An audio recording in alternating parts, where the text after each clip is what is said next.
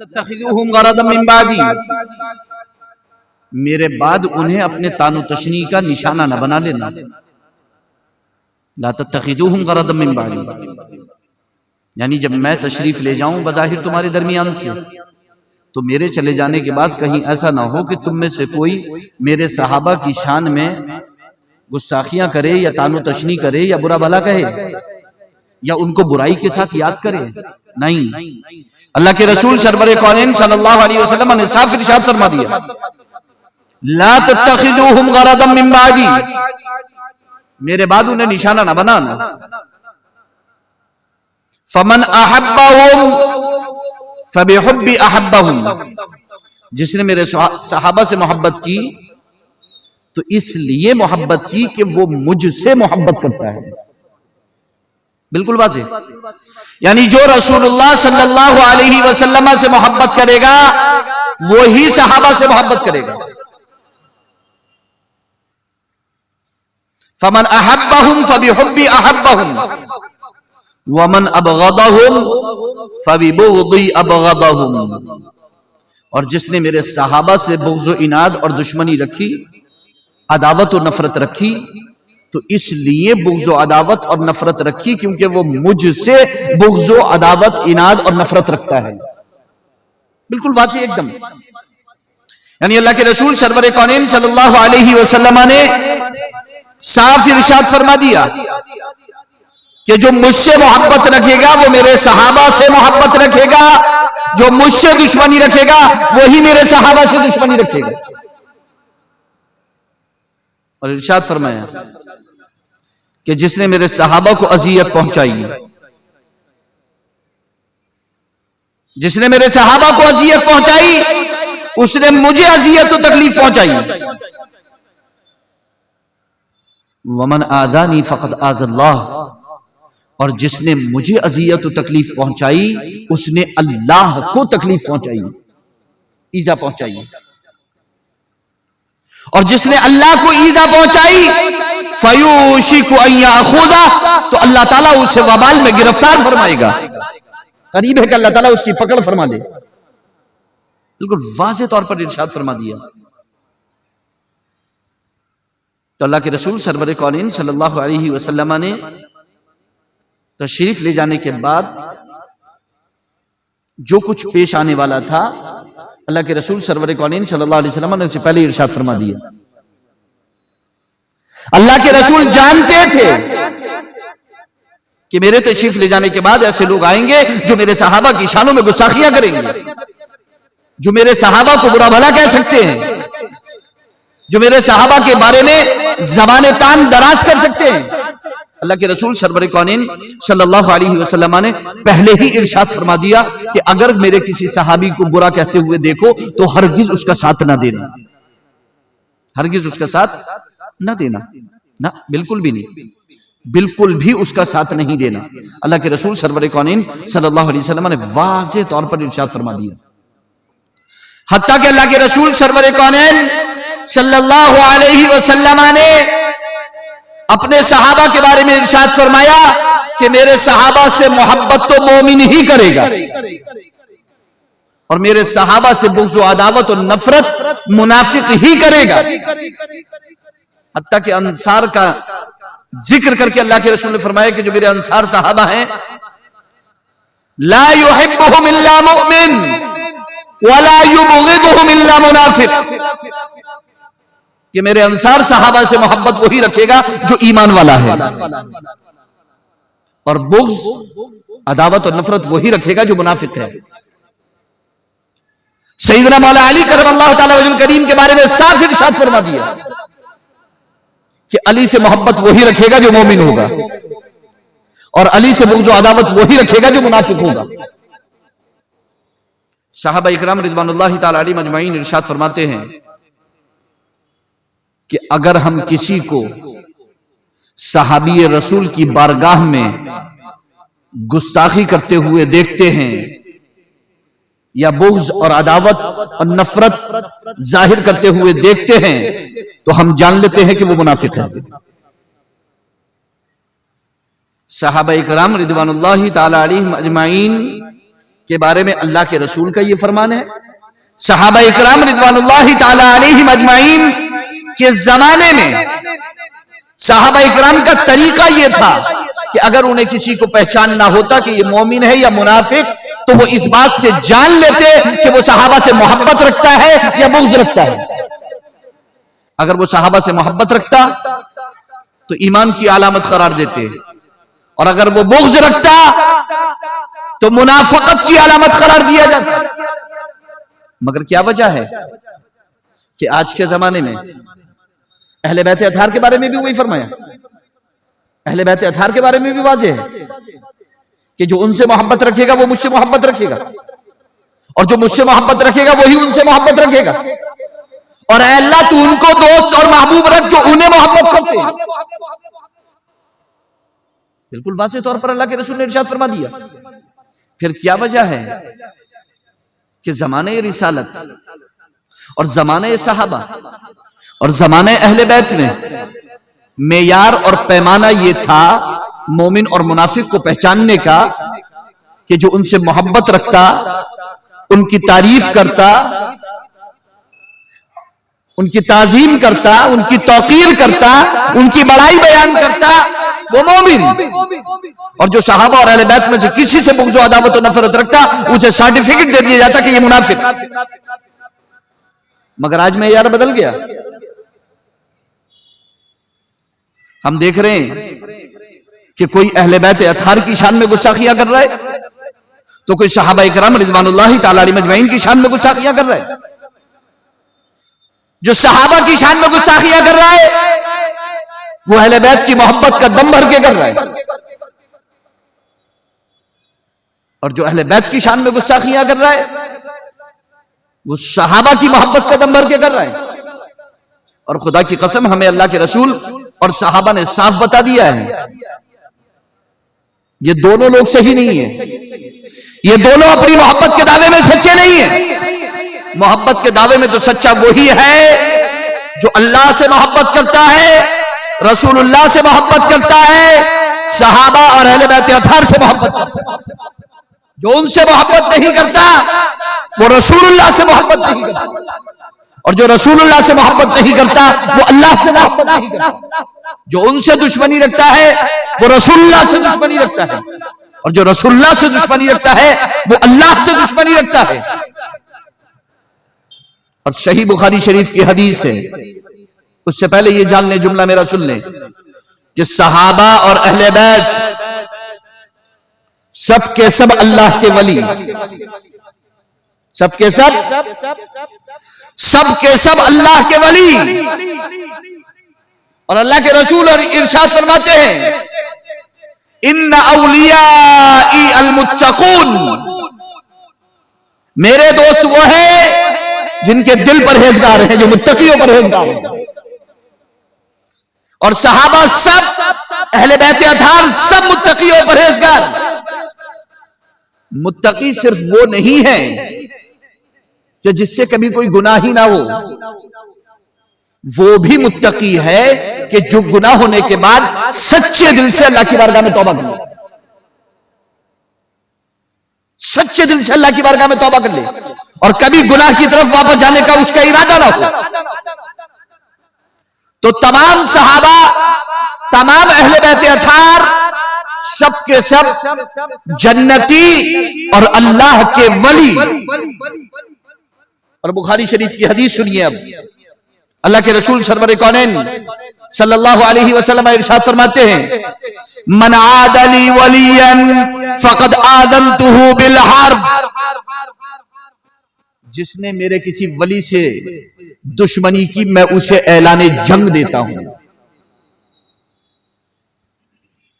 اب جو صحابہ یا اہل بیت میں سے کسی سے دشمنی رکھتا ہے تو وہ جان لے کہ وہ اللہ سے اعلان جنگ کرتا ہے. جس میں ہمت ہو وہ آ کر کے اللہ سے اعلان جنگ کرے. صاف فرما دیا اللہ کے رسول نے, حدیث قدسی ہے. اللہ کے رسول فرماتے ہیں, اللہ فرماتا ہے من عاد لی ولیا فقد آذنتہ بالحرب, کہ جو میرے کسی ولی سے دشمنی رکھے میں اسے اعلان جنگ دیتا ہوں. خدا کی قسم جسے اللہ اعلان جنگ دے دے اسے کہیں پناہ ملنے والی نہیں ہے. پناہ تو اللہ کے پاس ملے گی نا, اللہ ہی کی پناہ میں تو آئے گا نا. اور جسے اللہ ہی اپنی پناہ عطا نہ کرے خدا کی قسم نہ اسے دنیا میں اور نہ آخرت میں کہیں پناہ ملنے والی نہیں. تو دشمن نبی, دشمن صحابی اور دشمنان اہل بیت کو خدا کی قسم کہیں پناہ ملنے والی نہیں.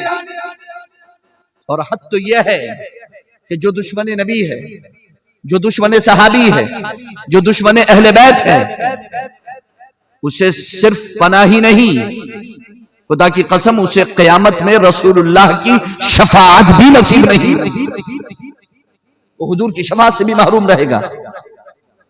اس لیے جتنے لوگ بھی اپنی زبانیں کھول لیں صحابہ یا اہل بیت اطہار کی شان میں, خدا کی قسم وہ جان لیں کہ قیامت کے دن نہ انہیں پناہ ملنے والی ہے اور نہ ہی نبی کی شفاعت نصیب ہونے والی ہے. اور جو صرف تکلیف پہنچائیں, جو صرف بغض رکھیں, بغض اور تکلیف, بغض دل کی کیفیت کا نام ہے, اذیت زبان سے بھی پہنچائی جا سکتی ہے, اذیت ہاتھ سے بھی پہنچائی جا سکتی ہے, اذیت قلم سے بھی پہنچائی جا سکتی ہے, اذیت میدان جنگ سے بھی پہنچائی جا سکتی ہے. اذیت پہنچانے کے بہت طریقے ہیں. اللہ کے رسول سرور کونین صلی اللہ علیہ وسلم نے دونوں چیزوں کو ارشاد فرما دیا ہے. چاہے میرے صحابہ اور میرے اہل بیت اطہار کو کوئی اپنے دل میں تکلیف پہنچانے کی کوشش کرے یا کوئی ظاہر میں تکلیف پہنچانے کی کوشش کرے. اب مقام دیکھیں, مرتبہ دیکھیں کہ صرف ظاہری تکلیف پر نہیں اللہ کے رسول نے ارشاد فرمایا کہ جو حقیقت میں سامنے دکھتی ہو تکلیف زبان سے یا ہاتھ سے نہیں, دل کی کیفیت کا بھی بتا دیا کہ جو دل میں ان کے لیے اب بغض و عداوت نفرت حسد کی نہ رکھے, جس کا دل بیمار ہو, جس کا دل بیمار ہو اسے بھی اعلان جنگ, وہ بھی محروم. تو کیوں ان لوگوں کو ہوش نہیں آتا کہ جو سوشل میڈیا پر آ کر کے لمبی لمبی چوڑی چوڑی تقریریں کرتے ہیں جبے اور خبے پہن کر کے, اور صحابہ اور اہل بیت اطہار کی شان میں گستاخی کرتے ہوتے ہیں. یہ تو تمہاری زبانیں ہیں خدا کی قسم جو قیامت میں بھی تمہارے خلاف گواہ ہوں گی. اور جو صحابہ اہل بیت اطہار کی شان میں گستاخیاں کرتے ہیں قیامت کے دن اس آیت کے مزاق ہوں گے, یوم تشہد علیہم السنتہم وایدیہم وارجلہم بما کانوا یعملون. جنہوں نے زبان سے گستاخیاں کی ہوں گی ان کی زبانیں ان کے خلاف گواہی دیں گی, اور جنہوں نے ہاتھوں سے اذیت و تکلیف پہنچانے کی کوشش ہوگی یا جو اپنے قدموں سے چل کر کے گئے ہوں گے تکلیف پہنچانے کے لیے, تو ان کے قدم, ان کے ہاتھ, ان کی زبانیں, ان کے دل قیامت کے دن ان کے خلاف گواہی دیں گے. انہیں کہیں پناہ ملنے والی نہیں ہے, نہ ہرگز انہیں پناہ نہیں ملے گی. یوم تشہد علیہم السنتہم وایدیہم وارجلہم بما کانوا یعملون. جو کچھ انہوں نے صحابہ اور اہل بیت اطہار کے خلاف سازشیں کی, بغاوتیں کی, ظلم کیا, زیادتی کی, بغض عداوت نفرت حسد کینہ اپنے دلوں میں رکھا اور دوسروں کے دلوں میں ڈالا, خدا کی قسم بھلایا کچھ نہیں جائے گا. ہر ایک چیز کا حساب ہوگا, کچھ نہیں بھلایا جائے گا. نہ جانتے ہو کیا حال ہوگا؟ وَوُضِعَ الْكِتَابُ فَتَرَى الْمُجْرِمِينَ مُشْفِقِينَ مِمَّا فِيهِ وَيَقُولُونَ يَا وَيْلَتَنَا مَا لِهَذَا الْكِتَابِ لَا يُغَادِرُ صَغِيرَةً وَلَا كَبِيرَةً إِلَّا أَحْصَاهَا وَوَجَدُوا مَا عَمِلُوا حَاضِرًا وَلَا يَظْلِمُ رَبُّكَ أَحَدًا. جب قیامت میں گناہگاروں کے گناہ ان کے سامنے ہوں گے نا, جب ان کا نامہ اعمال سامنے رکھا جائے گا، سارے گناہگار ہوں گے اس میں، سارے مجرم ہوں گے، بچے گا کوئی نہیں. سارے مجرموں کے جب نامہ اعمال سامنے رکھے جائیں گے، قرآن فرماتا ہے وَوُضِعَ الْكِتَابُ، جب کتاب سامنے رکھی جائے گی. وَوُضِعَ الْكِتَابُ، یہاں پر ایک بات بتا دوں، میں بہت غور سے آپ کو اس کو سمجھنا ہے، مجھے ابھی ذہن پہ آ گئی. ہمارے مدرسے میں ایک مرتبہ ایک میڈیا کا ایک آدمی، ایک بندہ آیا تھا اور ان کے ساتھ ایک ادھیکاری بھی تھا. وہ آئے تھے بس ملاقات کے لیے آئے تھے. اتفاق کی بات یہ ہے کہ میرے والد ماجد علی رحمت رضوان سے ملاقات سے پہلے ان کی ملاقات مدرسے کے دروازے پر مدرسے میں پڑھنے والے ایک چھوٹے بچے سے ہو گئی. بچے کی عمر تھی تقریباً 10-11 سال کی، چھوٹا بچہ تھا. اس سے ملاقات ہو گئی. جب ملاقات ہوئی تو انہوں نے پوچھا کہ تمہارا نام کیا ہے؟ تو بچے نے اپنے نام بتایا. پھر انہوں نے بچے سے پوچھا کہ کیا پڑھتے ہو؟ انہوں نے کہا کہ قرآن پڑھتے ہیں. کیا پڑھایا جاتا ہے تمہیں؟ کہ قرآن پڑھایا جاتا ہے اور دین پڑھایا جاتا ہے اور اچھی اچھی باتیں پڑھائی جاتی ہیں. تو اس نے کہا کہ جو باتیں تمہیں پڑھائی جاتی ہیں اس میں جو سب سے اچھی بات تم کو لگتی ہے وہ بتاؤ، ہمیں کیا پڑھایا جاتا ہے؟ کون سی اچھی بات تمہیں لگتی ہے؟ کون سی اچھی بات تمہیں پڑھائی جاتی ہے؟ اتفاق وہ غیر مسلم سوال کرنے والا بندہ غیر مسلم، سوال کرنے والا بندہ غیر مسلم. اتفاق کی بات اللہ نے اس بچے کے دل میں ڈالا. اس نے کہا کہ ہمیں یہ پڑھایا جاتا ہے کہ ہمارے کاندھوں پر 2 فرشتے بیٹھے ہیں، ایک دائیں کاندھے پر ایک بائیں کاندھے پر. تو اس نے کہا کہ وہ کیوں بیٹھے ہیں، کس لیے بیٹھے ہیں، کیا کام ہے ان کا؟ تو بچے نے جواب دیا وہ اس لیے بیٹھے ہیں کہ ہم جو اچھا کام کرتے ہیں زندگی میں تو ہمارے دائیں کاندھے کا فرشتہ اسے لکھتا رہتا ہے، اور جو ہم غلط کام کرتے ہیں تو بائیں کاندھے کا فرشتہ اسے لکھتا رہتا ہے. اس نے کہا پھر کیا ہوگا؟ بچے نے کہا کہ قیامت میں یہ نامہ اعمال ہمارے سامنے پیش کر دیا جائے گا. جب ہم اللہ کی بارگاہ میں حاضر ہوں گے تو دائیں کاندھے کا فرشتہ بھی جو اپنا لکھا ہوا نوشتہ ہے وہ پیش کر دے گا، وہ بائیں کاندھے کا جو فرشتہ ہے وہ بھی اپنا نوشتہ پیش کر دے گا کہ انہوں نے یہ کیا تھا. اس نے کہا پھر کیا ہوگا؟ انہوں نے کہا کہ جن کی نیکیاں زیادہ ہوں گی، جن کی اچھائیاں زیادہ ہوں گی، اللہ تعالیٰ ان کو جنت عطا فرمائے گا، اور جن کی برائیاں زیادہ ہوں گی اللہ تعالیٰ ان کا حساب کتاب سخت پکڑ فرمائے گا. جو نیک ہوں گے وہ جنت میں جائیں گے اور جو بد ہوں گے وہ جہنم میں جائیں گے. اس نے یہ بات سن تو لی. سننے کے بعد جب وہ ملاقات کے لیے آیا اندر تو اس نے ایک جملہ کہا. اس نے کہا کہ جب ان چھوٹے بچوں کو، جن بچوں کو بچپن میں یہ بات بتائی جاتی ہے کہ تم اگر صحیح کرو گے تو دائیں کاندھے پر فرشتہ بیٹھا ہے وہ لکھے گا، غلط کرو گے تو بائیں کاندھے پر فرشتہ بیٹھا ہے وہ لکھے گا. خدا کی قسم جن بچوں کو بچپن میں یہ تعلیم دی جاتی ہے کیا وہ بڑے ہو کر کے ظالم و جابر بن سکتے ہیں، مجرم و گنہگار بن سکتے ہیں؟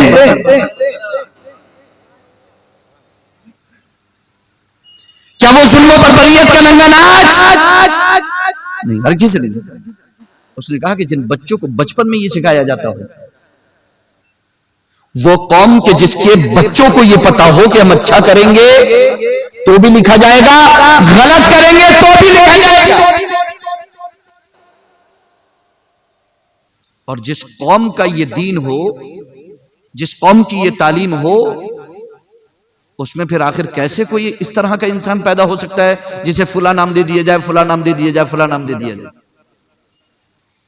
تو میں اور آپ سب جانتے ہیں، ہم سب کو معلوم ہے کہ دائیں کاندھے پر فرشتہ ہے اور بائیں کاندھے پر بھی فرشتہ ہے. یہ بھی لکھتا ہے، یہ بھی لکھتا ہے. تو کیا ضروری نہیں ہے کہ ہم اس دن کے لیے تیار ہو جائیں گے جس دن کتاب ہمارے سامنے رکھی جائے گی؟ قرآن کہتا ہے وَوُضِعَ الْكِتَابُ فَتَرَى الْمُجْرِمِينَ مُشْفِقِينَ مِمَّا فِيهِ اے محبوب جس دن کتاب سامنے رکھی جائے گی آپ دیکھیں گے مجرموں کو خوف کھاتے ہوں گے، اپنی کتاب کو دیکھ کر، اپنے نامہ اعمال کو دیکھ کر کے خوف کھائیں گے، تھرائیں گے، کانپیں گے. مشفقین مما فی، جو کچھ اس نامہ اعمال میں لکھا ہوگا اس کو دیکھ کر کے خوف کھاتے ہوں گے. وَيَقُولُونَ، اور اے حبیب وہ کہتے ہوں گے، مجرم کہتے ہوں گے، گناہگار کہتے ہوں گے، یا ویلتنا ما لهذا الكتاب، اے ہلاکت کیا ہے اس کتاب کا عالم، لا یغادر صغیرۃ ولا کبیرۃ الا احصاها، نہ کوئی چھوٹا چھوڑا ہے گناہ، نہ کوئی بڑا چھوڑا ہے، سبھی لکھ ڈالا ہے. ووجدوا ما عملوا حاضرا، اور جو کچھ کیا ہوگا، جو کچھ کہا ہوگا، جو کچھ کیا ہوگا، سب نامہ اعمال میں ہوگا، سب اپنے سامنے پائیں گے. میں نے کہا جو کچھ کہا ہوگا اور جو کچھ کیا ہوگا، اور یہ میں بخاری کی حدیث کی روشنی میں بول رہا ہوں اور پارہ نمبر 17 کی آیت کریمہ کی روشنی میں بول رہا ہوں. وَنَضَعُ الْمَوَازِينَ الْقِسْطَ لِيَوْمِ الْقِيَامَةِ فَلَا تُظْلَمُ نَفْسٌ شَيْئًا وَإِنْ كَانَ مِثْقَالَ حَبَّةٍ مِّنْ خَرْدَلٍ أَتَيْنَا بِهَا وَكَفَىٰ بِنَا حَاسِبِينَ. قیامت کے دن ہم ایک ترازو رکھیں گے، ایک انصاف کی ترازو رکھیں گے جس میں اعمال اور اقوال کو وزن کیا جائے گا. امام بخاری نے جو آخری چیپٹر صحیح بخاری کا رکھا ہے وہ قرآن پارہ نمبر 17 کی اسی آیت کریمہ کے تحت رکھا ہے، وَنَضَعُ الْمَوَازِينَ الْقِسْطَ. اور امام بخاری نے معتزلہ کا رد کیا ہے جو یہ کہتے ہیں کہ اعمال کا وزن نہیں کیا جائے گا، اقوال کا وزن نہیں کیا جائے گا. وزن تو ان چیزوں کا کیا جاتا ہے جو محسوس ہوتی ہیں، جو محسوس ہوتی ہیں. اعمال و اقوال محسوس ہونے والی چیزیں تھوڑی ہیں. تو امام بخاری نے صاف فرما دیا ہے کہ جناب ان اعمال بنی آدم و اقوالہم توزن، بنی آدم کے اعمال بھی، بنی آدم کے اقوال بھی قیامت کے دن ترازو میں رکھے جائیں گے، بے شک رکھے جائیں گے.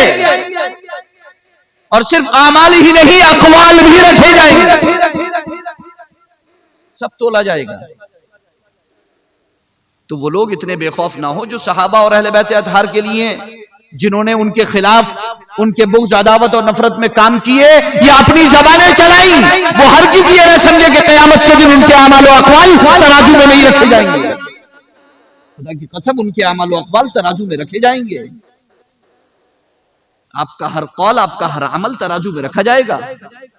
اپنی زبان کھولنے سے پہلے، اپنے ارکان سے کوئی کام کرنے سے پہلے، اپنے اعضاء اور جوارے سے کام لینے سے پہلے یہ سوچ لینا کہ کل قیامت کے دن آپ کا قول بھی، آپ کا فعل بھی ترازو میں آپ کے سامنے رکھا ہوگا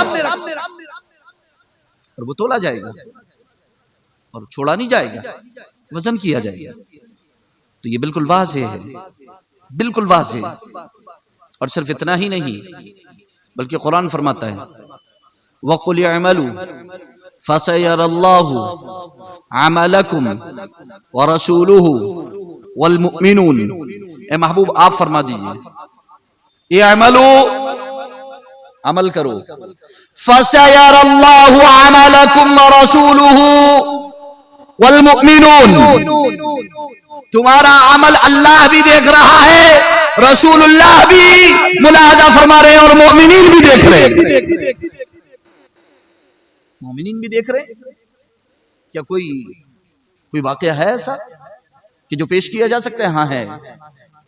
امیر المؤمنین سیدنا عمر فاروق اعظم رضی اللہ تعالی عنہ ارضاہ عنا،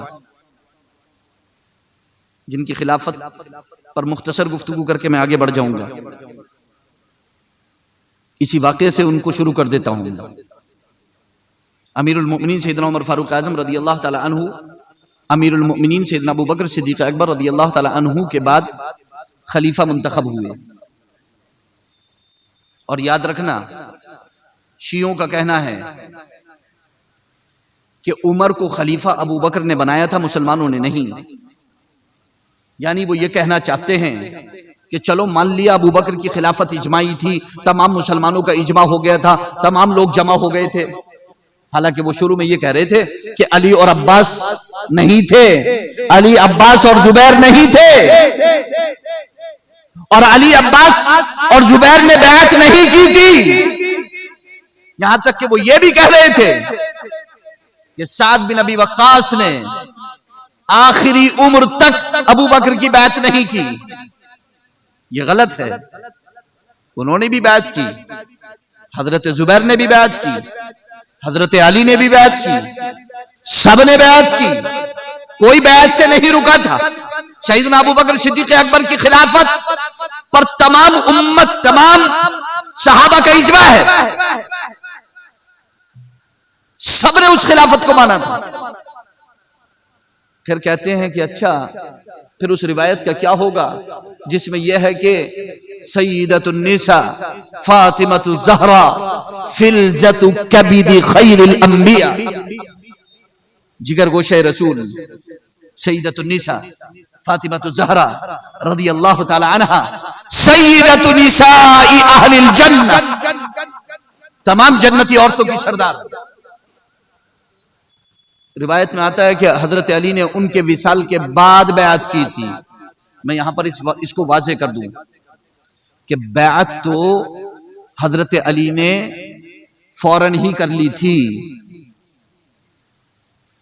جب سب نے بیعت کر لی تھی تو حضرت علی نے بھی بیعت کر لی تھی، حضرت زبیر نے بھی بیعت کر لی تھی، سب نے بیعت کر لی تھی. بیعت کرنے سے کوئی نہیں رہ گیا تھا.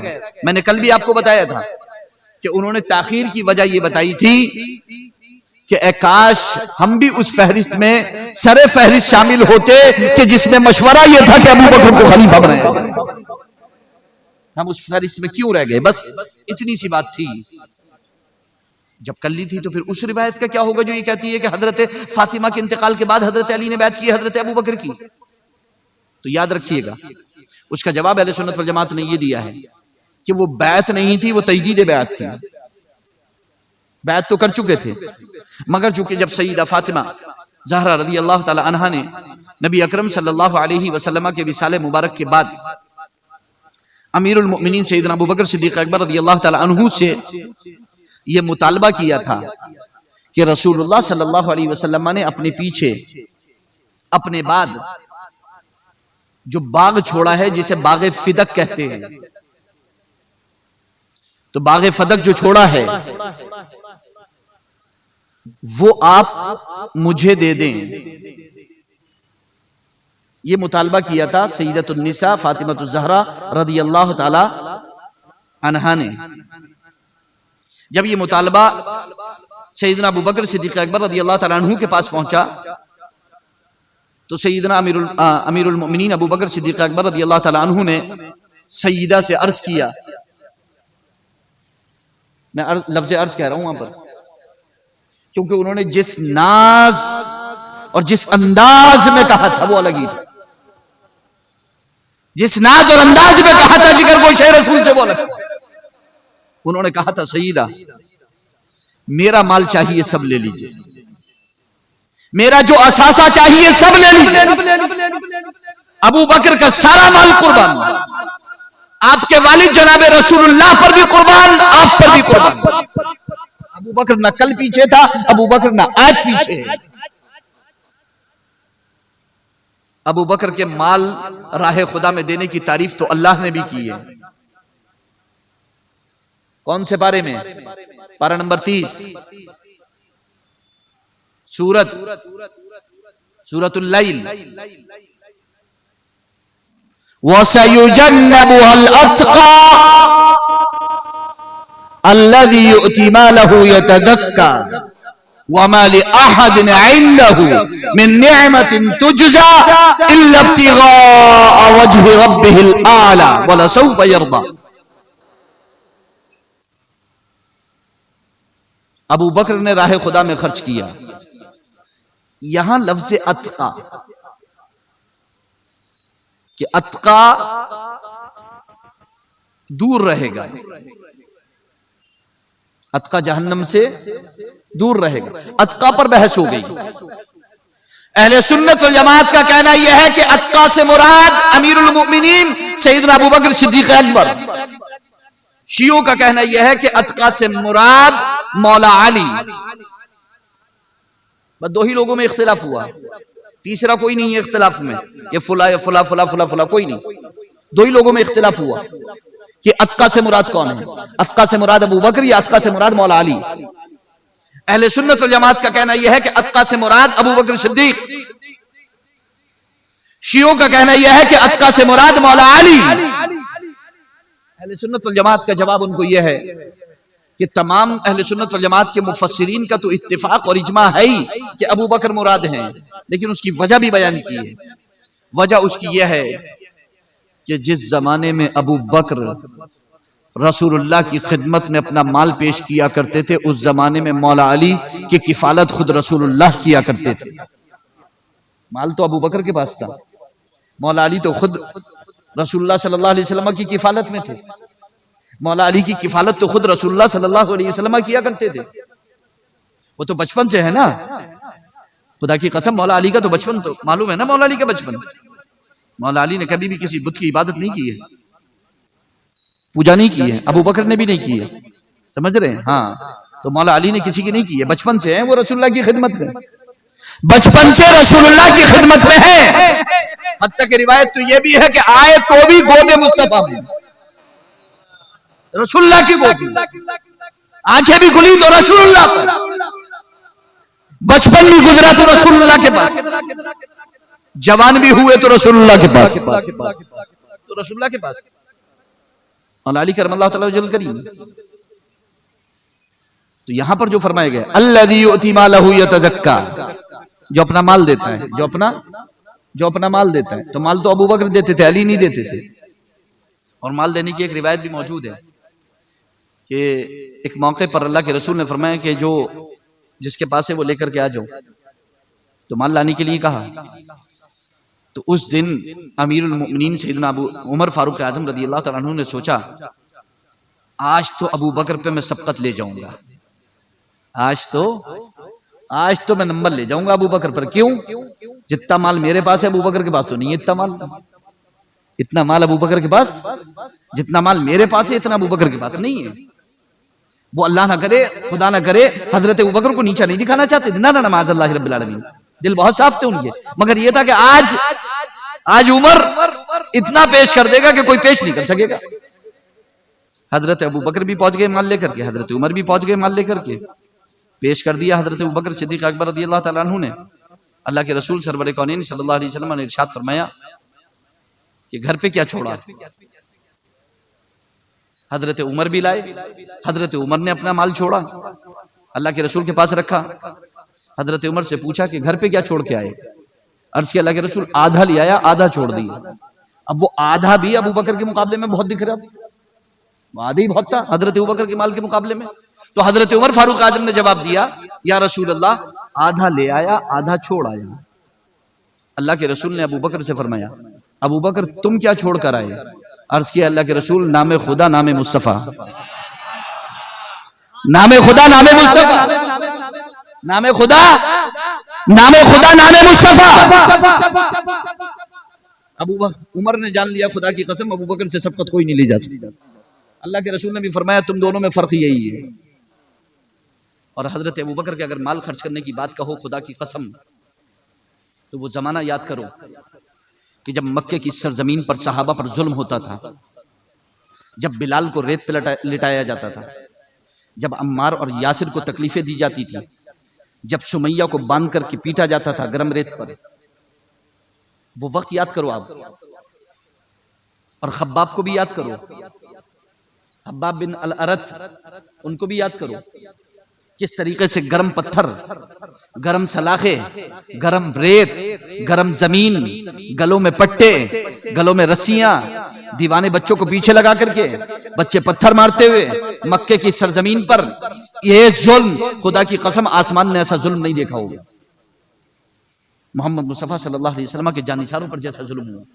مگر ابو بکر صدیق سے یہ دیکھا نہیں گیا، اللہ نے مال دیا تھا، کبھی کسی کو آزاد کرا لیتے، کبھی کسی کو آزاد کرا لیتے، کبھی کسی کو آزاد کرا لیتے۔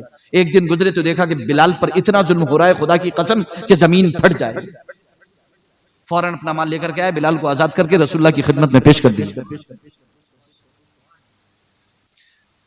تو امیر المؤمنین سیدنا ابو بکر صدیق اکبر رضی اللہ تعالیٰ عنہ نے سیدہ سے عرض کیا اے سیدہ اے جگر گوشے رسول میرا جو کچھ چاہیے لے لیجیے، میں تو پہلے بھی قربان کر چکا ہوں، اب بھی تیار ہوں۔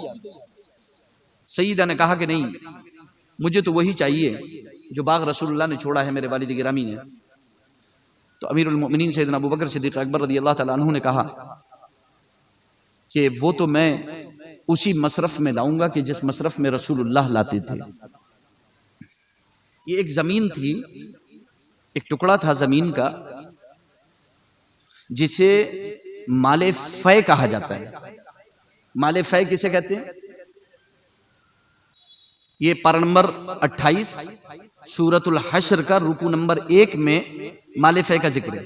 وَمَا أَفَاءَ اللَّهُ عَلَى رَسُولِهِ مِنْ أَهْلِ الْقُرَى فَلِلَّهِ وَلِرَسُولِهِ وَلِذِي الْقُرْبَى وَالْيَتَامَى وَالْمَسَاكِينِ وَابْنِ السَّبِيلِ۔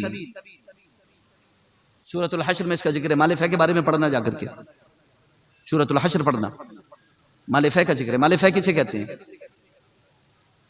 بغیر جنگ و جدال، بغیر قتل و قتال کے، بغیر جنگ کے کفار و مشرکین کا اپنا مال سپرد کر دینا، کوئی جنگ نہیں، کوئی یعنی بغیر جنگ کے حاصل ہونے والا مال جو وہ اپنی مرضی سے آ کر کے پیش کر دیں، لا کر کے دے دیں، مال فے۔ مال فے کہاں کہاں خرچ ہوگا یہ قرآن کہتا ہے، اور یہ باغ وہ مال فے ہی تھا جو رسول اللہ کو ملا تھا بغیر جنگ کے، اور اس میں کوئی اختلاف نہیں ہے کہ یہ مال فے ہے۔ صحابہ میں کوئی اختلاف نہیں ہے کہ یہ باغ مال فے میں سے ہے، اور مال فے کہاں خرچ کیا جائے گا؟ جہاں رسول اللہ نے خرچ کیا۔ رسول اللہ نے کہاں خرچ کیا؟ جہاں اللہ نے خرچ کرنے کا حکم دیا۔ فللہ، اللہ کے لیے ہے، اللہ کے لیے ہے، اللہ کے لیے ہے مال۔ مال تو اللہ کے لیے نہیں ہوتا، مال تو بندوں کے لیے ہوتا ہے۔ پھر اللہ کے لیے ہے قرآن کہہ رہا ہے تو کیا مطلب ہوا؟ اللہ کے لیے ہونے کا دو مطلب، ایک تفسیر یہ بیان کی گئی ہے کہ اللہ کے لیے ہے یعنی اللہ کے لیے ہے مطلب اللہ نے اس میں بہت برکت رکھ دی ہے۔ اللہ کے لیے ہونے کا مطلب ہے اللہ نے اسے بہت بابرکت بنا دی ہے۔ اور دوسرا یہ بھی کہا گیا ہے کہ اللہ کے لیے ہونے کا مطلب یہ ہے مال کا کہ مساجد میں لگایا جائے گا، مسجدوں میں لگایا جائے گا، تو اللہ کے لیے ہے۔ فللہ وَلِرَسُولِهِ، اور رسول اللہ کے لیے ہے۔ وَلِذِي الْقُرْبَى، رشتہ داروں کے لیے ہے، یتیموں کے لیے ہے، مسکینوں کے لیے ہے۔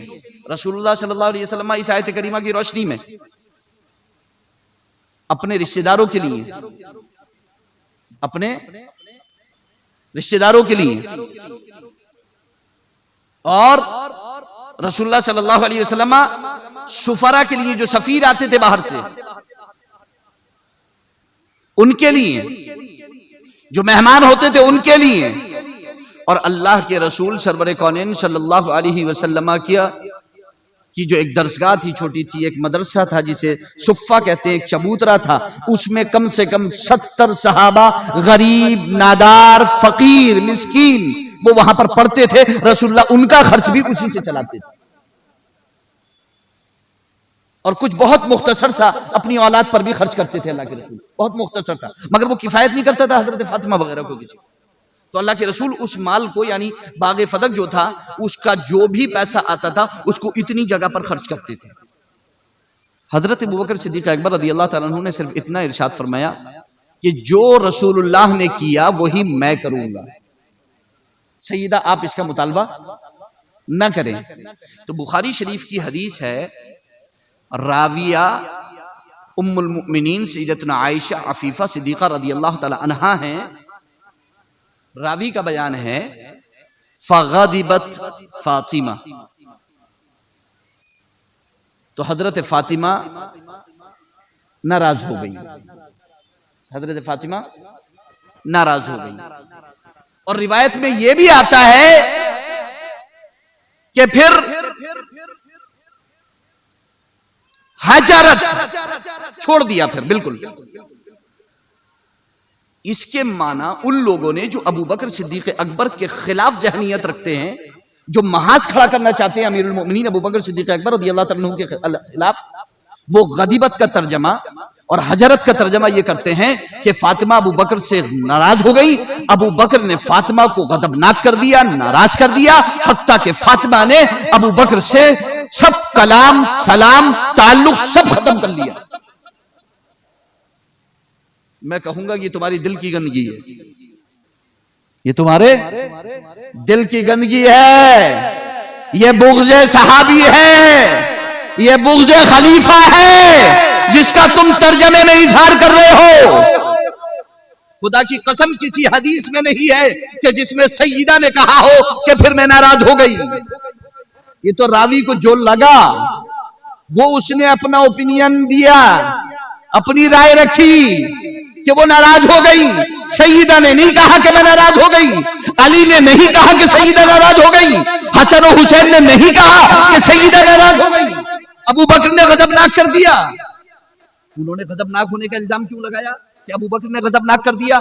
کیونکہ ایک حدیث ہے سیدہ کی فضیلت میں کہ جو سیدہ کو غضبناک کرے گا وہ رسول اللہ کو غضبناک کرے گا، وہ اللہ کو غضبناک کرے گا۔ اور ظاہر سی بات ہے جو اللہ کو غضبناک کرے گا تو اس پر تو بہت معاملہ ہو جائے گا۔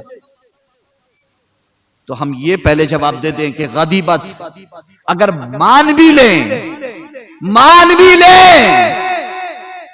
کہ یہاں پر غضبت فاطمہ رضی اللہ تعالیٰ عنہا کے بارے میں ہے کہ وہ فرماتی ہے کہ وہ ناراض ہو گئی، مان بھی لیں تو رسول اللہ نے جس حدیث میں فرمایا فمن ابغضھا،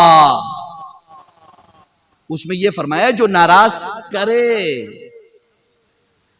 یہ نہیں فرمایا کہ جس سے فاطمہ ناراض ہو، جو فاطمہ کو ناراض کرے۔ ابو بکر نے ناراض نہیں کیا۔ اگر تمہاری بات مان بھی لے کہ فاطمہ ناراض ہو گئی تو ناراض ہونے اور ناراض کرنے میں بہت بڑا فرق ہے۔ ناراض کرنا الگ ہے، ناراض ہونا الگ ہے۔ ناراض نہیں کیا ابو بکر صدیق نے، بلکہ خدمت میں یہ عرض کیا تھا جو چاہے مانگ لے بس یہ نہ لے۔ اور رہی ہجر کی بات تو اس کا محدثین نے یہ جواب دیا ہے کہ ہجر کے معنی یہ نہیں ہے کہ انہوں نے سلام کلام تعلق چھوڑ دیا تھا، بلکہ ہجر کے معنی یہاں پر یہ ہیں کہ پھر سیدہ نے اس مسئلے میں کبھی دوبارہ کوئی کلام نہیں کیا، دوبارہ کوئی مطالبہ نہیں رکھا، مطالبہ ختم کر دیا۔ یہ ہے دل کی صفائی۔ اہل سنت خدا کی قسم آئی گلاس لگا کے پڑھتے ہیں۔ میں پھر کہوں گا صحابہ اہل بیت کی شان کبھی بھی ان کی شان میں ادنا سی گستاخی بھی اہل سنت والجماعت ہونے نہیں دیتے، کرنا تو بہت دور کی بات ہے، کسی کو گنجائش نہیں دیتے۔ اور پھر دوسری بات جو یہ کہتے ہیں کہ سیدہ ابو بکر سے ناراض ہو گئی تھی، میں ان سے کہنا چاہوں گا کہ اگر ناراض ہو گئی تھی تو یہ بتاؤ کہ جب سیدہ بیمار ہوئی تھی تو سیدہ کی خدمت کون کرتا تھا؟ ابو بکر کی بیوی اسما بنت امیس۔ کون کرتا تھا تیمارداری؟ کون کرتا تھا سیدہ کی خدمت؟ اور یہ بھی بتاؤ کہ جب سیدہ نے یہ کہا تھا کہ میرے جنازے کو کھلا نہ رکھا جائے، ڈھک کر کے محفوظ طریقے سے دفن کیا جائے، کسی کی نظر نہیں پڑنا چاہیے جنازے پر، تو یہ بتاؤ کہ وہ پلنگ یا وہ چیز جنازے کے لیے کس نے تیار کی تھی کہ جس پر چادر تھی اور جو بالکل محفوظ تھا؟ ابو بکر صدیق کی بیوی اسما بنت امیس، جسے دیکھ کر کے فاطمہ خوش ہو گئی تھی کہ یہ تم نے بہت بڑھیا کام کیا۔ اور جب یہاں بھی نہیں بنی اور ابو بکر صدیق اکبر کو یہاں بھی گستاخ نہیں ٹھہرا پائے، اہل بیت کا مخالف نہیں ٹھہرا پائے، تو پھر اپنے من سے یہ گڑھا کہ ناراض تھی اسی وجہ سے سیدہ نے وصیت کر دی تھی کہ میرا جنازہ ابو بکر نہ پڑھائیں۔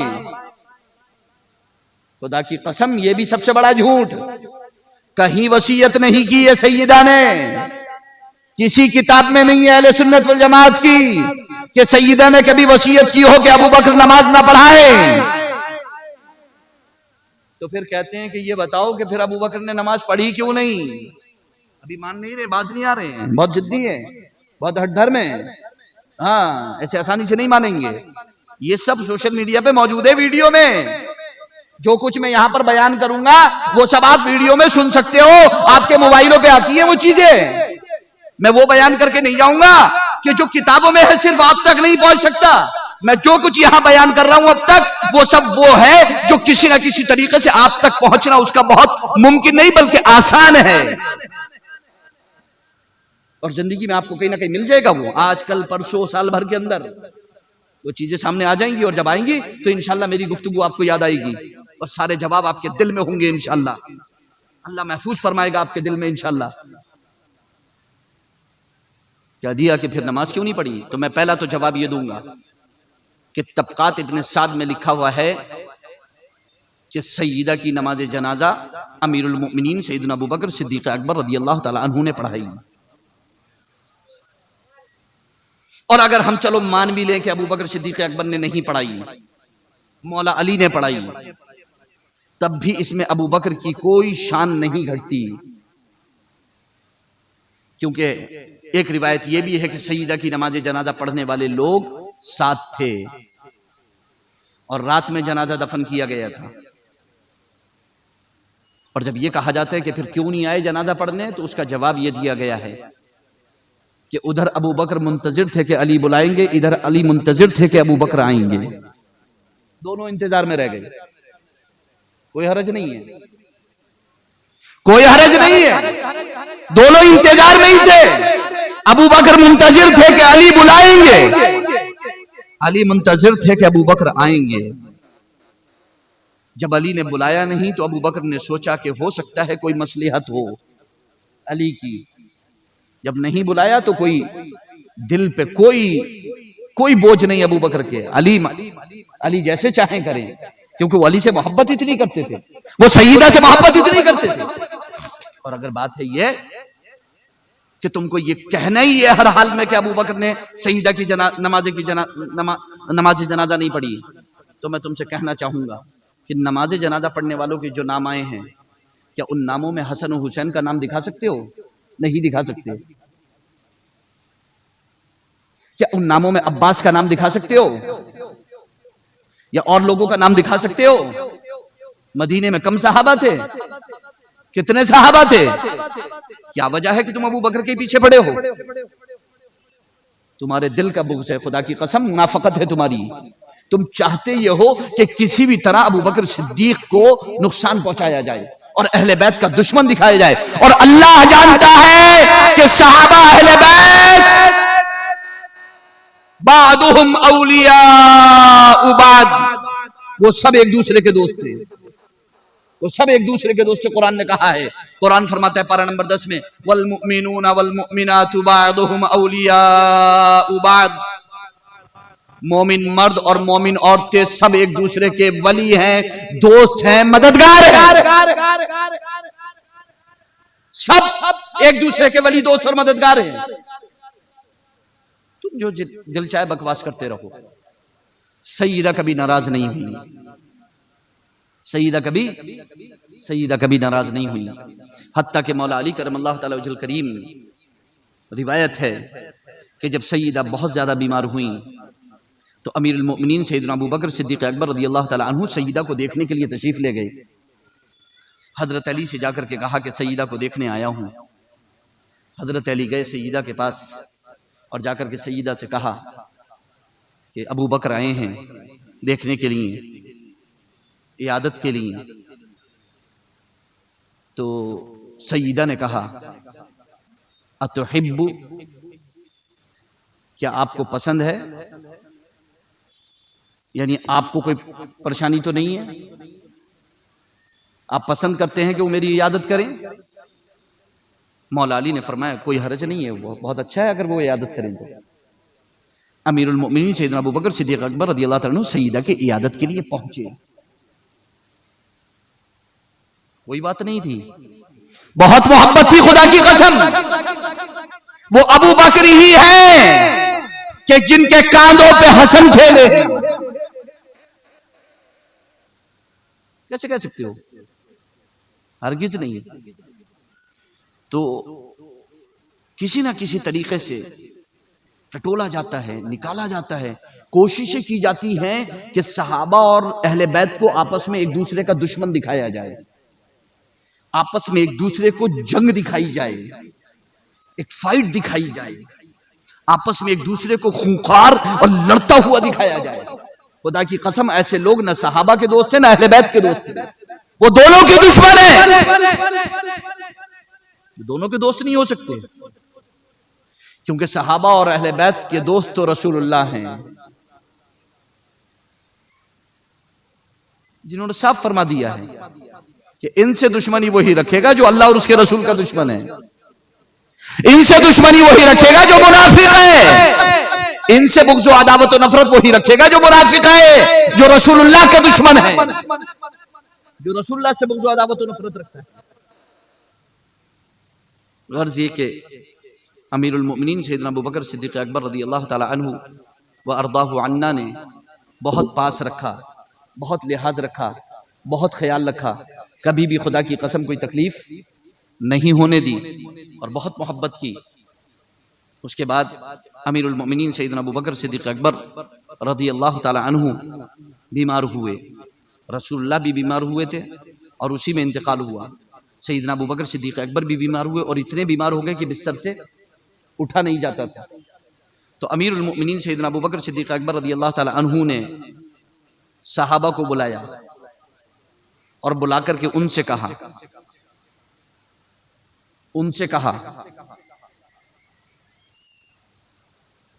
امیروا علیکم من تحبون، اپنا امیر چن لو جسے تم پسند کرو، جسے ابوبکر صدیق اکبر نے کیا فرمایا؟ جسے تم پسند کرتے ہو اسے اپنا امیر بنا لو، جاؤ جا کر کے اتفاق کر کے پھر میرے پاس آئے۔ صحابہ باہر نکلے، مولا علی بھی ہیں، عثمان غنی بھی ہیں، عبد الرحمن بن عوف بھی ہیں، عمر ابن خطاب بھی ہیں، اور لوگ بھی ہیں اور لوگ بھی ہیں اور لوگ بھی ہیں اور لوگ بھی ہیں۔ جیسے ہی باہر نکلے حضرت عمر تو چلے گئے گھر کو، کیونکہ انہیں کہیں نہ کہیں لگ رہا تھا کہ یہ لوگ میرے اوپر کہیں ایسا نہیں کہ مجھے بنا دے، اس لیے وہ نکل گئے وہاں سے، کیونکہ خلفائے راشدین میں سے ہر ایک بچنے ہی کی کوشش کرتا تھا، وہ اپنے سے بہتر دوسرے کو جانتا تھا، یہ ان کی شان تھی، یہ خلافت میں ان کی شان تھی، یہ خلافت کا لالچی دکھا رہے ہیں صحابہ اکرام اور خلفائے راشدین کو۔ خدا کی قسم وہ اتنے پاک دامن تھے کہ وہ چاہتے تھے کہ نہیں مجھ سے بہتر یہ ہیں، یہ آپ کر لو بھائی۔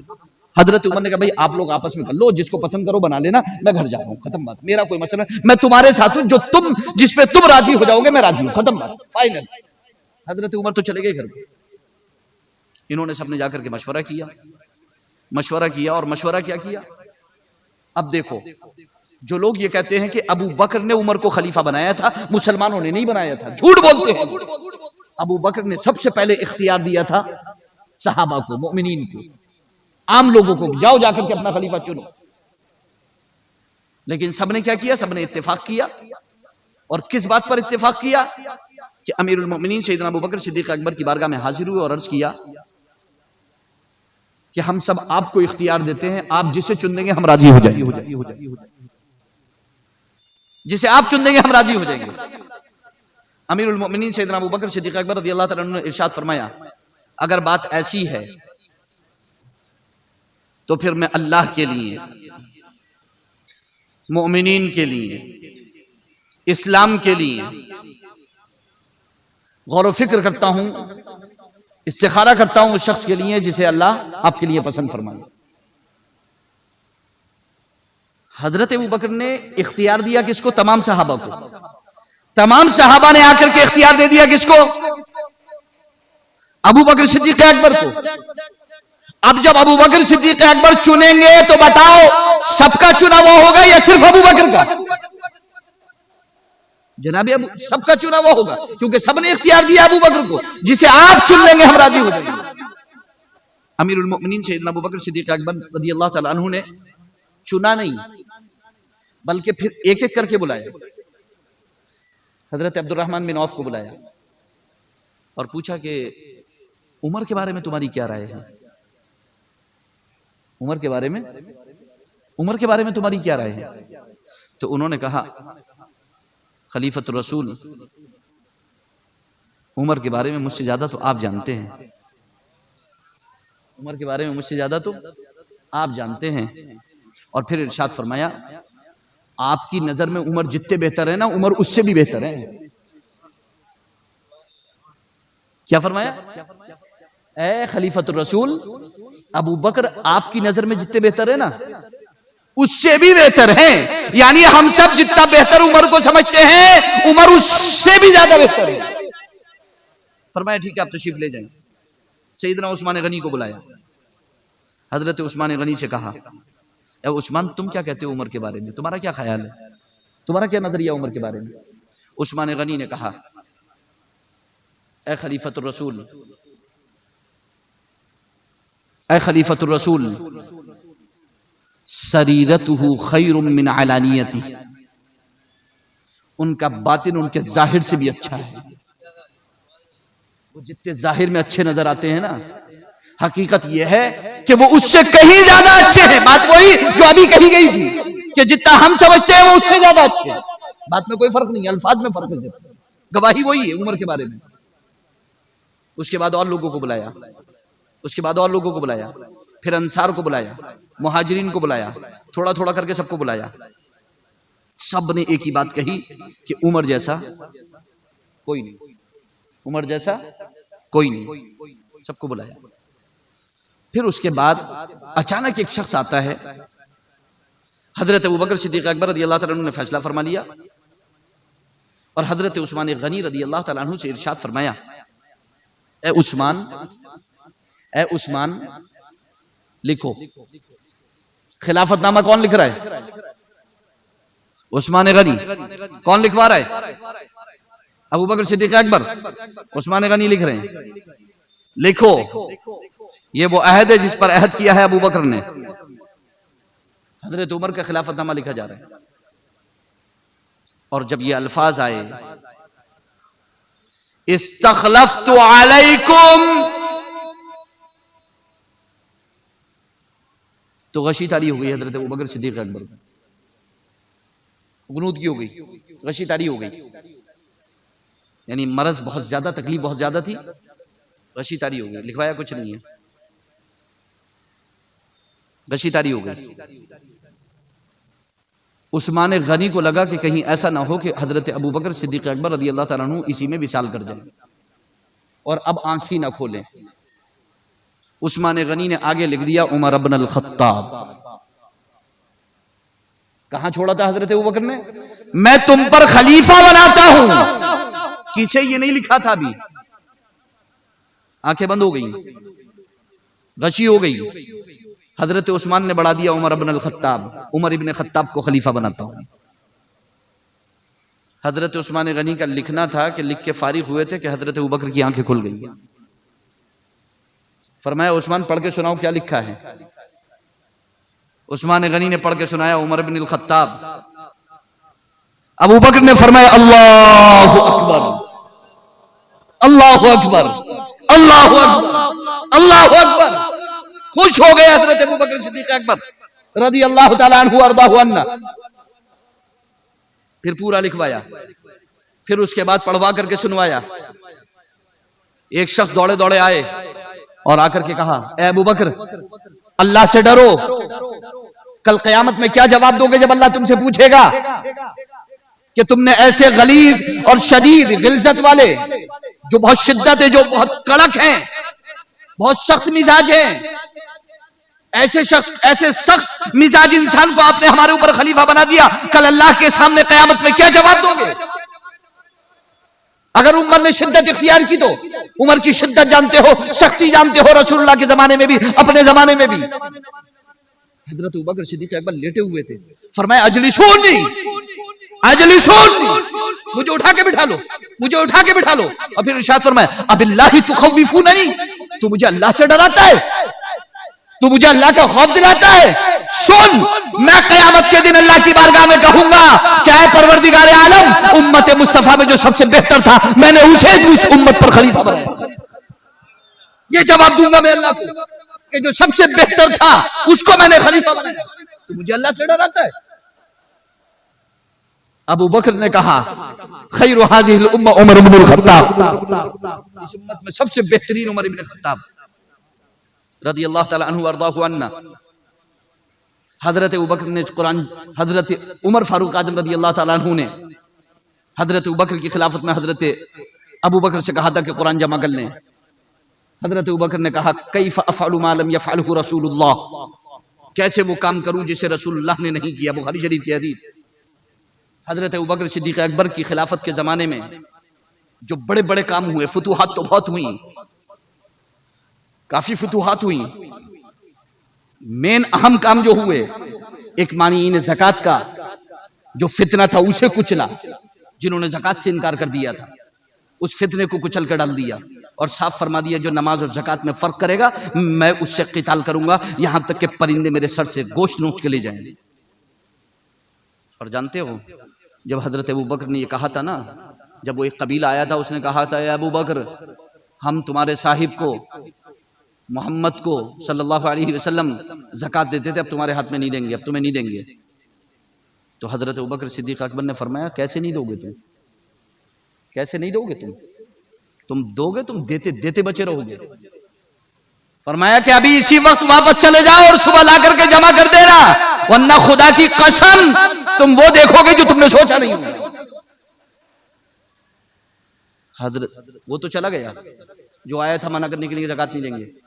حضرت عمر، حضرت عثمان، عبد الرحمن ابن عوف سب کہہ رہے ہیں، حضرت علی بھی موجود ہیں، سب کہہ رہے ہیں امیر المؤمنین خلیفۃ الرسول، اتنا بڑا جنگجو قبیلہ ہے، رسول اللہ کا انتقال ہوا ہے، نیا نیا مسئلہ ہے، ابھی حضور کا انتقال ہوا ہے، اگر آپ ایسے منع کر دیں گے تو وہ جنگجو قبیلہ ہے، ہمارا ایک فوجی دستہ بھی باہر گیا ہوا ہے، اگر انہوں نے کل ہمارے اوپر چڑھائی کر دی تو ہم کیا کریں گے؟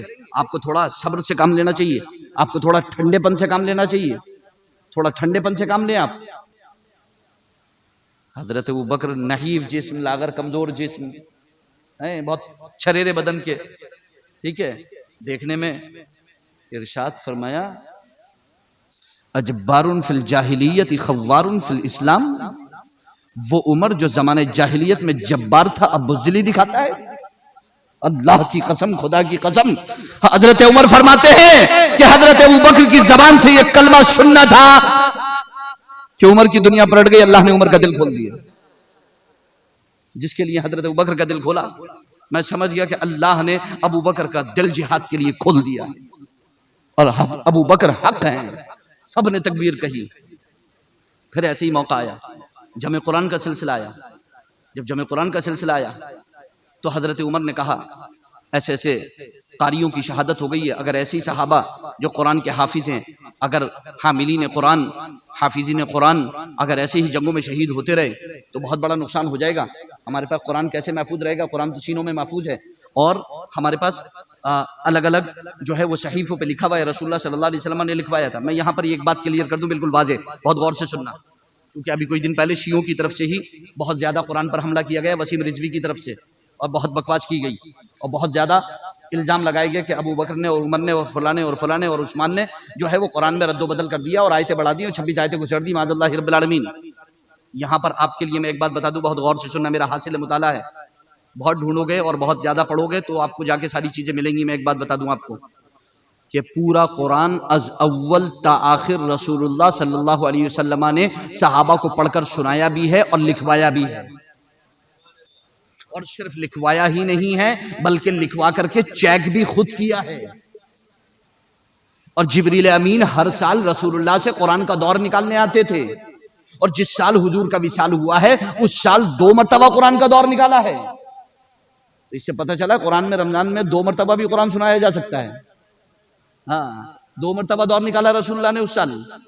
تو از اول تا آخر پورا قرآن حضور نے صحابہ کو لکھوایا ہے، صحابہ نے لکھا ہے، اس لکھے ہوئے کو حضور نے چیک کیا ہے، حضور نے اس کی تصحیح کرائی ہے، حضور ہی کی نگرانی میں از اول تا آخر پورا قرآن لکھا گیا۔ جو آیت جہاں پر ہے وہ حضور کی رکھوائی ہوئی ہے، جو سورج جہاں پر ہے وہ حضور کی رکھوائی ہوئی ہے، جو حرف جہاں پر ہے وہ حضور کا رکھوایا ہوا ہے، صحابہ نے کچھ اپنی طرف سے سب رسول اللہ صلی اللہ علیہ وسلم نے کیا۔ یہ بات میں نے کیوں بتائی آپ کو؟ کیونکہ جب یہ کہا جاتا ہے نا کہ ابو بکر نے قرآن جمع کیا، حضرت عثمان نے جمع کیا، تو تو اس سے یہ ذہن جاتا ہے لوگوں کا کہ شاید اللہ کے رسول بغیر جمع کرے قرآن چھوڑ گئے تھے، یعنی قرآن بکھرا ہوا تھا اور کوئی ترتیب نہیں تھی قرآن کی، جو جہاں سے پڑھتا تھا. نہیں، ایسا نہیں. صحابہ الحمد سے والناس تک ہی پورا قرآن پڑھتے تھے، ترتیب وہی تھی.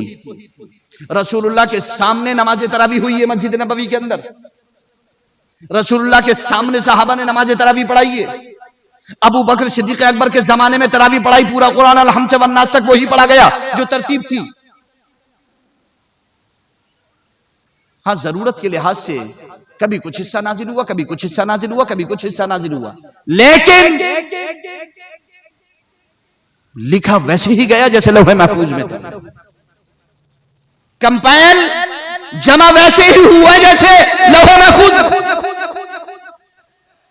اسی آرڈر میں تھا جس آرڈر میں لوح محفوظ میں تھا، اسی ترتیب پر تھا جس ترتیب پر لوح محفوظ میں تھا.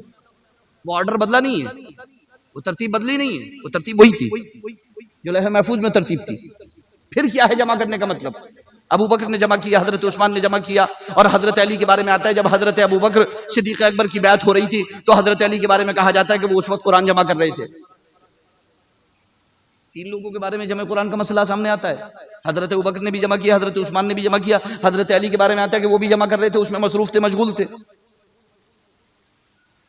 تو جان لیجیے آپ کہ رسول اللہ صلی اللہ علیہ وسلم کے زمانے میں قرآن پورا مرتب تھا، بس لکھا ہوا الگ الگ چیزوں پر تھا.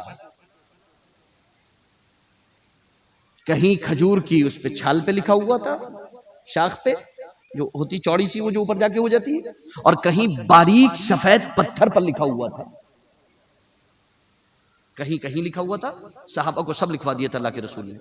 اور کاتبان وحی میں زید بن ثابت کاتب وحی ہیں، اور کئی لوگ وحی لکھا کرتے تھے، اور یہ جوان تھے اور بہت اچھا لکھا کرتے تھے، انہیں بہت اچھے سے لکھنا تھا، اور یہ حضور کی وحی لکھا کرتے تھے. تو حضرت عمر نے کہا کہ قرآن کے حافظ شہید ہو رہے ہیں، قرآن کے حفظ کا مسئلہ ہے کہ اسے جو ہے سینوں میں محفوظ ہے اور پوری صحیح قرات کے ساتھ محفوظ ہے، لہذا آپ ایسا کریں کہ سینوں سے بھی اور جو الگ الگ متفرق ہے اس سے بھی جمع کر لیں. یہ مشورہ کس کا تھا؟ یہ مشورہ دینے والے تھے سب سے پہلے امیر المومنین سیدنا ابو بکر سیدنا عمر فاروق اعظم رضی اللہ تعالیٰ عنہ. جب حضرت ابو بکر کو یہ مشورہ دیا تو حضرت ابو بکر صدیق نے ارشاد فرمایا کیف افعل ما لم يفعله رسول اللہ، میں وہ کیسے کروں وہ کام کہ جو رسول اللہ نے نہیں کیا.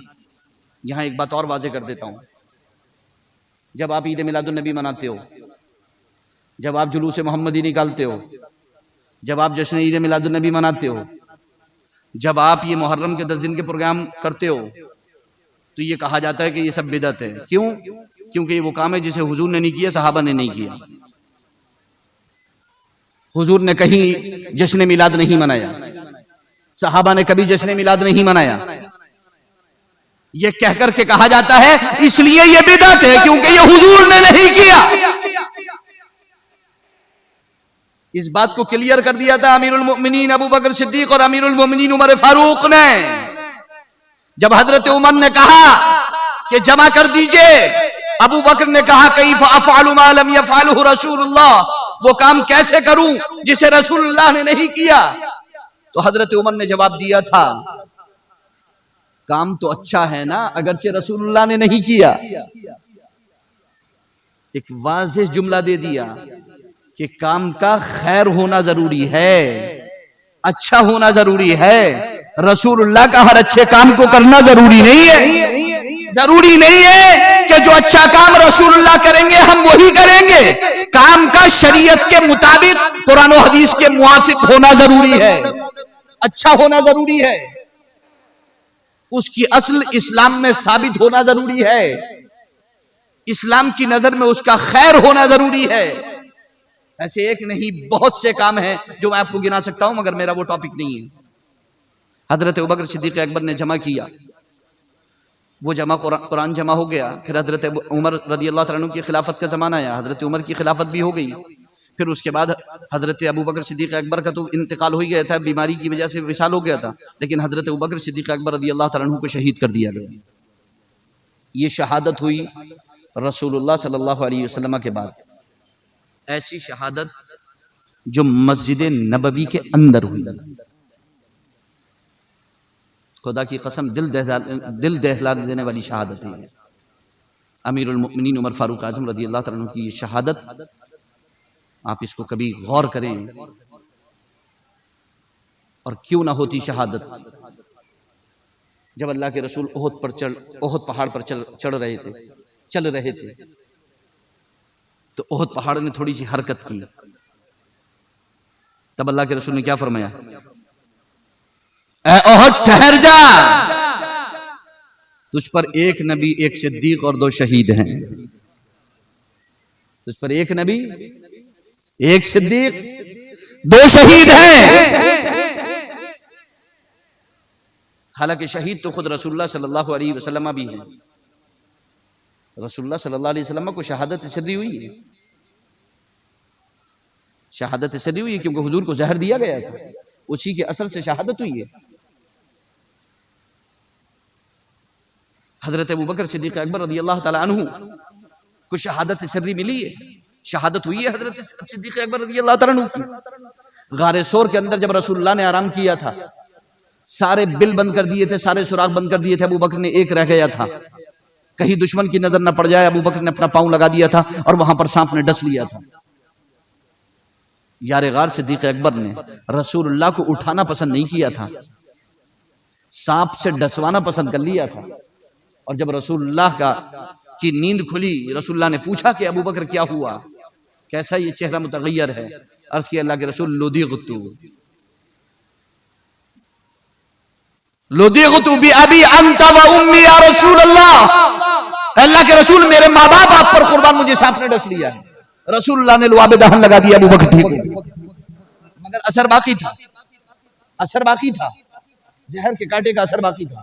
شہادت سب کو نصیب ہوئی ہے. رسول اللہ کو زہر کا اثر تھا، ابو بکر کو بھی سانپ کے زہر کا اثر تھا، عمر فاروق کی شہادت ہوئی. باقاعدہ زہر میں بجھا ہوا خنجر جناب امیر المؤمنین عمر فاروق رضی اللہ تعالیٰ عنہ کے اندر اتار دیا گیا. تو میں وہ واقعہ آپ کو بتا رہا تھا کہ اللہ، رسول اور مؤمنین آپ کے اعمال کو دیکھتے ہیں. اور کیسے دیکھتے ہیں؟ میں نے کہا تھا اسی سے شروع کر دوں گا میں، حضرت عمر فاروق اعظم کا. کیسے دیکھتے ہیں؟ ایک موقع پر امیر المؤمنین سیدنا ابوبکر صدیق اکبر رضی اللہ عنہ کی عادت تھی کہ جب انہوں نے خلافت کا زمانہ پایا اور جب انہوں نے خلافت سنبھالی تو بہت خوبیاں تھیں. حضرت ابوبکر کو تو زمانہ ہی بہت کم ملا، اور کم کیا ملا کہ جیسے ہی خلافت سنبھالی صبح سی جنگیں شروع ہو گئیں، پھر لگی گئے، پھر اس میں پورا زمانہ ہی اسی میں نکل گیا. حضرت عمر فاروق اعظم رضی اللہ عنہ کو ذرا ٹائم ملا مدینے میں کوئی سکون، کیونکہ مدینے کو اور آس پاس کو پرسکون کر گئے تھے حضرت ابوبکر صدیق اکبر رضی اللہ تعالیٰ عنہ. تو یہاں سکون تھا، باقی باہر چل رہی تھی جو بھی جنگیں چل رہی تھی. تو حضرت ابوبکر صدیق، حضرت عمر فاروق اعظم کی شان یہ تھی کہ جب آپ خلیفہ بنے تو آپ رات کو گشت کیا کرتے تھے، رات کو گشت کیا کرتے تھے اور رعایا کی، لوگوں کی دیکھ بھالی کے لیے، ان کے حالات جاننے کے لیے، ان کے معاملات جاننے کے لیے، کس کو کیا ضرورت ہے، کس کو کیا حاجت ہے، کس کو کیا پریشانی ہے، نکلتے تھے رات کو. اور ایسے نکل جاتے تھے اکیلے خود ہی، بس ایک خادم ساتھ میں، ہاتھ میں ہمیشہ عصا رہتا تھا اور نکل جاتے تھے. رات کے سناٹے میں امیر المؤمنین عمر فاروق اعظم رضی اللہ تعالیٰ عنہ نکل گئے. ایک جگہ پہنچے تو بچے کے رونے کی آواز آئی. جا کر کے پوچھا کیا بات ہے، بچہ کیوں رو رہا ہے؟ باپ موجود نہیں گھر پر. ماں نے جواب دیا بھلا ہو امیر المؤمنین کا، بچے کا نفقہ دیا ہی کب ہے؟ بچوں کا نفقہ جاری کرنے والے امیر المؤمنین عمر فاروق، بیت المال سے. بھلا ہو امیر المؤمنین کا دیا ہی کب ہے؟ جو دیا تھا وہ ختم ہو گیا، وہ تو بڑوں کا تھا، بچے کو تو ملے ہی نہیں. کیا ہو رہا ہے؟ کچھ نہیں. چھپانے کی کوشش کہ انہیں دودھ پلا دو نا، کہ دودھ ہوگا اللہ کے بندے تبھی تو پلایا جائے گا، کھانے کے لیے کچھ نہیں ہے، دودھ کہاں سے بنے گا، کیسے پلایا جائے گا؟ خدا کی قسم یہ سننا تھا امیر المؤمنین عمر فاروق اعظم رضی اللہ تعالیٰ عنہ کا کہ بس حالت جو ہے وہ رو رو کر کے زار کر لی اور فرمایا ابھی ٹھہرو، میں تمہارے لیے کچھ لے کر کے آتا ہوں، میں تمہارے لیے کچھ لے کر کے آتا ہوں، کہیں سے کچھ تلاش کر کے. یہ نہیں بتایا کہ میں امیر المؤمنین ہوں، نہ فرمایا میں ابھی لے کے آتا ہوں. فوراً نکلے، رات میں گئے، بیت المال سے کچھ لیا وہاں سے کچھ اناج لیا، اناج لے کر کے خادم سے کہا کہ اسے میری کمر پہ رکھ دے۔ خادم نے کہا کہ آپ میری کمر پہ رکھ دے، میں لے کے چلتا ہوں۔ فرمایا قیامت میں تو میرا بوجھ اٹھائے گا، رکھ میری کمر پہ اسے، میری کمر پہ رکھ اس کو۔ خادم نے کمر پہ رکھ دیا۔ وہ تو کچھ کہہ نہیں سکتے اس کے آگے، پھر تو عمر کی بارگاہ ہے، ٹھیک ہے، زیادہ کچھ، ٹھیک ہے، زیادہ بولنا نہیں ہے، بس جتنا کہہ دیا اتنا بس فائنل ہے، ٹھیک ہے، ہاں زیادہ بولنا نہیں ہے، ٹھیک ہے، ہاں اس لیے شیطان کو بھی پتا تھا کہ یہاں نہیں جانا ہے، ٹھیک ہے، یہ سننے والا شخص نہیں ہے، ٹھیک ہے، ہاں یہاں تو معاملہ ختم ہے، یہ تو میری بھی گردن صاف کر دے گا، ٹھیک ہے، ہاں اگر اسلام اور رسول اللہ کے خلاف کچھ بات ہوئی تو بہت مسئلہ ہے، ٹھیک ہے۔ حق کے لیے ہمیشہ اپنی کمر پہ رکھوایا، پیدل لے کر کے گئے، وہاں لے جا کر کے رکھا، اس کے بعد آگ جلائی، برتن رکھا اور اس میں سے کچھ پکایا، اور پکاتے رہے اور پکا کر کے گرم گرم نکال کے دیتے رہے۔ بچے نے کھایا، اوروں نے کھایا، پوری فیملی نے کھایا، پورے گھر نے کھایا، بچہ پرسکون ہو گیا، اسے نیند آ گئی، ماں کو بھی سکون ہو گیا، اطمینان ہو گیا، اور اس نے کہا کہ اے اللہ کے بندے، اللہ تمہارا بھلا کرے، اللہ تمہارا بھلا کرے۔ تو آپ نے جواب ارشاد فرمایا کہ صبح کو امیر المؤمنین کے پاس جانا اور ان کے دربار میں جا کر امیر المؤمنین کی شکایت کرنا کہ آپ نے بچوں کا نفقہ کیوں نہیں دیا ہے، اور وہاں سے تشریف لے آئے۔ یہ نہیں بتایا کہ امیر المؤمنین میں خود ہوں، فرمایا کہ صبح بھرے دربار میں جا کر کے شکایت کرنا امیر المؤمنین۔ وہاں سے واپس تشریف لائے، جب واپس تشریف لائے تو تھک گئے تھے، مطلب تھوڑا آرام کے لیے، سانس لینے کے لیے، تھکنے سے مراد تھوڑا آرام کرنے کے لیے ایک دیوار کے سائے میں تشریف فرما ہوئے، بیٹھ گئے۔ علامہ امام فخر الدین رازی نے اس کو بڑے اچھے سے بیان کیا ہے۔ ایک دیوار کے سائے میں بیٹھ گئے، جیسے ہی دیوار کے سائے میں ٹیک لگا کر کے بیٹھے، ایک درخت بھی تھا اور دیوار تھی، اور وہاں بیٹھ گئے، آرام کر رہے تھے۔ جس دیوار سے آرام کیا، ٹیک لگائی، اس گھر سے آواز آ رہی تھی کہ بیٹی دودھ میں پانی ملا دے وگرنہ دودھ افن جائے گا۔ دودھ کی خاصیت ہے کہ پانی ڈال دو گے تو دودھ ٹھہر جائے گا، افنے گا نہیں۔ تو اندر سے آواز آئی کہ بیٹی دودھ میں پانی ملا دے وگرنہ دودھ افن جائے گا۔ جواب آیا امیر المؤمنین نے دودھ میں پانی ملانے سے منع کیا ہے۔ تو اب سمجھ گئے کہ بیٹی اور ماں کے درمیان بات ہو رہی ہے۔ جب وہ کہہ رہی ہے بیٹی ملا دے، جواب آیا تو بیٹی ہو گئی ہے۔ جواب آیا کہ امیر المؤمنین نے دودھ میں پانی ملانے سے منع کیا ہے۔ ماں نے کہا کہ امیر المؤمنین دیکھ تھوڑی رہے ہیں۔ بیٹی نے جواب دیا امیر المؤمنین کا خدا تو دیکھ رہا ہے۔ بیٹی نے جواب دیا کہ امیر المؤمنین کا خدا تو دیکھ رہا ہے۔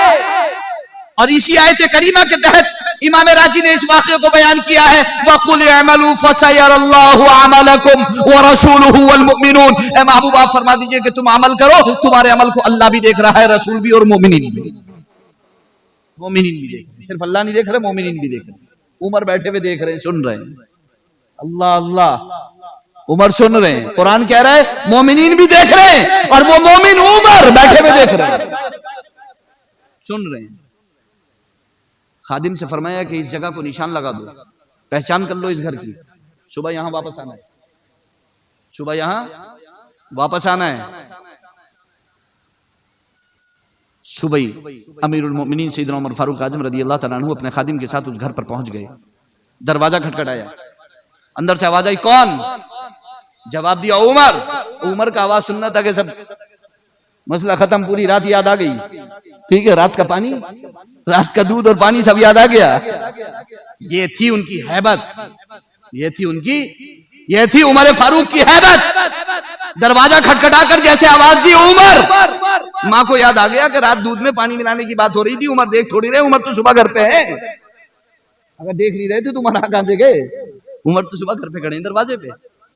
دروازہ کھولا، امیر المؤمنین ماں لج کے، امیر المؤمنین خیر تو ہے، امیر المؤمنین خیر تو ہے، سب کوئی بات تو نہیں ہے، کیا معاملہ ہے، اچانک کیسے تشریف لانا ہوا؟ ارشاد فرمایا کہ رات میرا اس گھر سے گزر ہوا تھا، امیر المؤمنین معاف کر دیجئے، امیر المؤمنین معاف، ابھی کچھ کہا نہیں ہے، ابھی کچھ کہا نہیں ہے، امیر المؤمنین معاف کر دیجئے، امیر المؤمنین معاف کر دیجئے، امیر المؤمنین معاف کر دیجئے۔ امیر المؤمنین نے فرمایا کہ یہ بتاؤ کہ رات کس نے کہا تھا کہ دودھ میں امیر المومنین معاف کر دیجئے، میں نہیں کہا. امیر المومنین نے فرمایا یہ بتاؤ کہ جواب کس نے دیا؟ جس نے جواب دیا تھا اسے بلاؤ. میری بیٹی نے. کہاں ہے تمہاری بیٹی؟ بلاؤ. باہر بلایا. امیر المومنین عمر فاروق اعظم رضی اللہ تعالیٰ عنہ نے بیٹی کو دیکھا، اپنے بیٹے کو ساتھ میں لے کر کے گئے تھے. اپنے بیٹے کو ساتھ میں لے کر کے گئے تھے. ارشاد فرمایا کہ رات میں نے تمہاری بیٹی کی گفتگو سنی ہے. جس ماں کو اور جس بنت حوا کے دل میں یہ ہو کہ خدا دیکھ رہا ہے، اس کی اولاد کتنی نیک ہوگی. اس کی اولاد، خدا کی قسم، جو بنت حوا یہ کہتی ہو رات کے سناٹے میں کہ خدا دیکھ رہا ہے، اس کی اولاد کتنی نیک ہوگی. فرمایا کہ میں نے تمہاری بیٹی کا جواب سنا ہے، مجھے بہت پسند آیا. اس کی پرہیزگاری، اس کی ایمانداری مجھے پسند آئی. میں یہ چاہتا ہوں کہ اپنے بیٹے سے اس کا رشتہ کر دوں. کہا امیر المؤمنین، امیر المؤمنین کے بیٹے سے؟ فرمایا ہاں. پوچھ لیجئے آپ اپنی بیٹی سے، اور اپنی بیٹی کو بولیے کہ میرے بیٹے کو ایک نظر دیکھ لے، اور کہیے میں رشتہ کرنا چاہتا ہوں. پوچھیے اپنی بیٹی سے کہ وہ راضی ہے کہ نہیں. امیر المومنین، امیر المومنین کے بیٹے سے کون راضی نہیں ہوگا؟ فرمایا خبردار یہ سوچ کے رشتہ کرا کہ امیر المومنین کے بیٹے سے، عمر کے بیٹے سے، امیر المومنین کے بیٹے سے نہیں. عہدے پہ نظر نہیں رکھنا ہے، عہدے اور منصب پہ نظر نہیں رکھنا ہے، رشتہ کرتے وقت دینداری پہ نظر رکھنا ہے. عہدے اور منصب پہ، دولت پہ، جائیداد پہ نظر نہیں رکھنا ہے. نہیں، عمر کے بیٹے سے. فرمایا عمر کا بیٹا ہے، امیر المومنین کا نہیں. عمر کا بیٹا، عمر آیا ہے اپنے بیٹے کا رشتہ کرنا، امیر المومنین نہیں ہے. انہوں نے اپنی بیٹی کو بلایا. امیر المومنین عمر فاروق اعظم رضی اللہ تعالیٰ عنہ نے رشتہ طے کر دیا. اور میں نے پڑھا ہے، مجھے یاد آتا ہے کہ اسی سے عمر بن عبد العزیز پیدا ہوئے جنہوں نے عدل و انصاف کو قائم کیا. وہیں آگے چل کر کے تو عمر فاروق اعظم رضی اللہ تعالیٰ عنہ جانتے ہیں، ان کی عادت یہ تھی کہ جب رات کو وہ جاتے تو دروازہ کھٹکھٹاتے اور جا کر کے عورتوں سے پوچھتے، خاص طور سے ان عورتوں کے گھر جاتے. امیر المؤمنین عمر فاروق اعظم، آپ بھی اپنی عادت بنائیے، آپ اپنی ایک تنظیم بنائیے، آپ اس کا ایک ڈھانچہ بنائیے، آپ اپنی ایک ٹیم بنائیے، اور اپنی ٹیم بنانے کے بعد رات کو، دن میں، جس ٹائم بھی آپ کو فرصت ہو گشت کیجیے. خاص طور سے سماج کی ان عورتوں سے جا کر کے ملیے کہ جن کے شوہر انتقال کر چکے ہیں، یا جن کے شوہر باہر رہتے ہیں، یا جن کا کوئی سہارا نہیں ہے. اپنی ایک ٹیم بنائیے، ان سے جا کر کے ملیے، ان کی ضرورت پوچھیے، ان کی مجبوری پوچھیے، ان کی پریشانی پوچھیے، اور ان کی ہر پریشانی میں ان کے ساتھ کھڑے رہیے. وہ آپ کی بہنیں ہیں، اپنی بہنوں کے جا کر کے حال چال پوچھیے. بہت بہت پریشان لوگ موجود ہیں، خدا کی قسم آپ سوچ بھی نہیں سکتے کیسی کیسی پریشان حال عورتیں موجود ہیں. کوئی سہارا نہیں، کوئی کمانے والا نہیں، کوئی سر پہ سایہ نہیں. عورت کے لیے مرد چاہے وہ 10 سال کا بچہ ہی کیوں نہ ہو، بہت بڑا سہارا ہوتا ہے، بہت بڑا سہارا ہوتا ہے. ایسی صورت میں اپنے گھروں پہ اطمینان سے مت بیٹھیے کہ ہماری بہن بیٹیاں بہت عیش و عشرت میں ہیں، آرام سے ہیں، ہماری بہن بیٹیوں کے پاس الحمدللہ لغدغ ہے. نہیں، ہر مومن عورت آپ کی بہن بیٹی ہے. ہر مومن عورت آپ کی بہن بیٹی ہے. اس کے حال چال پوچھیے جا کر کے، اس کی ضرورت، اس کی پریشانی پوچھیے. اور اگر آپ کام آ سکتے ہیں تو سیدھے کھڑے ہو جائیے کہ بتائیے. اور کیسے پوچھنا کیسے ہے. امیر المؤمنین سیدنا عمر فاروق اعظم دروازے پر تشریف لے جاتے، آواز دیتے. وہ سب پتہ کر کے رکھتے کہ کس گھر میں بیوائیں ہیں، کس گھر میں کن کے مرد جو ہے وہ جنگ پہ اور جہاد پہ گئے ہوئے ہیں اور واپس نہیں آئے، کن کو کیا پریشانی ہے، کون بیوائیں ہیں، کن کے بچے یتیم ہو چکے ہیں، سب معلوم رہتا تھا انہیں. جا کر کے دروازے پہ کھٹکھٹایا اور جا کر کے پوچھتے، کیا آپ کو کوئی حاجت ہے، کوئی ضرورت ہے؟ اگر وہ کہتی کہ ہاں ہمیں ضرورت ہے، حاجت ہے، پکانے کے لیے سامان نہیں ہے، گھر میں سبزی نہیں ہے، سودا نہیں ہے، تو ارشاد فرماتے کہ لاؤ بتاؤ کیا کیا ہے. لکھتے اسے سامان کو اور فرماتے بچوں کو بھیج دو اگر چھوٹے ہوں تو کوئی. تو وہ اپنی بچیوں کو، چھوٹی چھوٹی اور بچوں کو بھیج دیتے. اجی پتہ چلے کہ 2-2 درجن بچے امیر المومنین عمر فاروق اعظم کے ساتھ بازار میں ٹہلتے ہوتے سامان لینے کے لیے. کثرت سے بچے، اور امیر المومنین بازار میں سامان انہیں خریدواتے پھر رہے ہیں. امیر المومنین جس سے خدا کی قسم روم اور فارس کانپ رہے ہیں. وہ مدینے کے بازار میں بچوں کو سامان خریدوا رہے ہیں، وہ مدینے کے بازار میں بچوں کو سامان خریدوا رہے ہیں. جا کر کے پوچھتے کہ تمہارے شوہروں کا کوئی خط تو نہیں آیا ہے تمہارے پاس؟ اگر آیا ہو اور تم سے پڑھنا نہ آتا ہو تو مجھے بتا دو، میں پڑھ کے سنا دوں گا. پھر ارشاد فرماتے اگر تمہیں کوئی جواب لکھوانا ہو تو مجھے بتا دو، میں جواب لکھ دوں گا. کل کو قاصد نکلنے والا ہے، میں قاصد کے ہاتھ، پوسٹ مین کے ہاتھ وہ تمہارا خط تمہارے شوہروں تک پہنچوا دوں گا، میں پہنچوا دوں گا.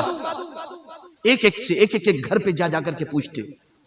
خدا کی قسم ایسے امیر کے لیے کون اپنی جان نچھاور نہیں کرے گا. آیا تھا قیصر کے پاس سے آیا تھا ایک انگریز آیا تھا، اور آ کر کے اس نے کہا کہ اے مسلمانوں، وہ تمہارا اینا ملککم، تمہارا بادشاہ کدھر ہے؟ ذرا بتاؤ تم اپنے بادشاہ کے بارے میں کہ تمہارا بادشاہ کدھر ہے. تو مسلمانوں نے کہا کہ لیس لنا ملک، ہمارا تو کوئی بادشاہ ہے نہیں. لنا امیر، ہمارا تو امیر ہوتا ہے، بادشاہ کوئی نہیں ہے. بادشاہ نہیں چلتی ہمارے یہاں، بادشاہ کوئی نہیں ہے، امیر ہے. ٹھیک ہے، اینا امیرکم، کہاں ہے تمہارا امیر؟ تو انہوں نے کہا سیدھے گلی میں چلے جاؤ، وہیں کہیں ہوں گے. سیدھے گلی میں چلے گئے، پوچھا کہ بھائی کدھر ہیں؟ کہ آگے چلے جاؤ، آگے ہوں گے کہیں. جا کے دیکھا تو ایک شخص نے کہا وہ سامنے جو ریت میں لیٹے ہوئے نا، دھوپ چلچلاتی ہوئی، گرمی، دھوپ تپتی ہوئی ریت، وہ جو لیٹے ہوئے نا وہی ہمارے امیر ہیں. یہ تمہارے امیر ہیں؟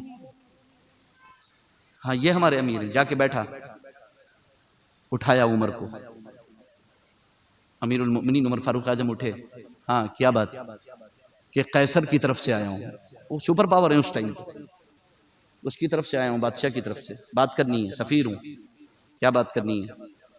کہ بات تو پتہ نہیں کیا کرنی ہے، لیکن اتنا ضرور کہوں گا کہ عمر، جن بادشاہوں کے پاس سے آ رہا ہوں نا، دنیا کی ساری طاقتیں سب کچھ ان کے پاس ہیں. نرم گدے، نرم بستر، قالینیں، مخمل، سونا چاندی، انبار، طاقت، فوج، ہتھیار، سب ہے ان کے پاس. مگر عمر تم جیسا سکون نہیں ہے ان کے پاس. آج بھی انجیکشن لگوا کے سوتے ہیں. ہاں اور کیا، 2 انجیکشن ٹھکواتے ہیں پھر بھی نیند نہیں آتی. مگر خدا کی قسم ایک مزدور مسلمان آتا ہے شام کو مزدوری کر کے، مسجد میں جاتا ہے، چھپکا مارتا ہے، وضو کرتا ہے، ٹھنڈا ہوتا ہے، نماز پڑھتا ہے، وہیں سو جاتا ہے. سکون. اس نے کیا کہا؟ اس نے کہا اے عمر، اس نے کہا کہ مجھے اجازت دو گے کہ میں امیر کے علاوہ تمہارا نام لے لوں، عمر کہہ دوں آپ کو؟ حضرت عمر نے کہا کیوں عمر؟ تو اس نے کہا اے عمر، بڑے بڑے بادشاہوں کو میں نے دیکھا ہے، لیکن جانتے ہو آپ کی شان کیا ہے؟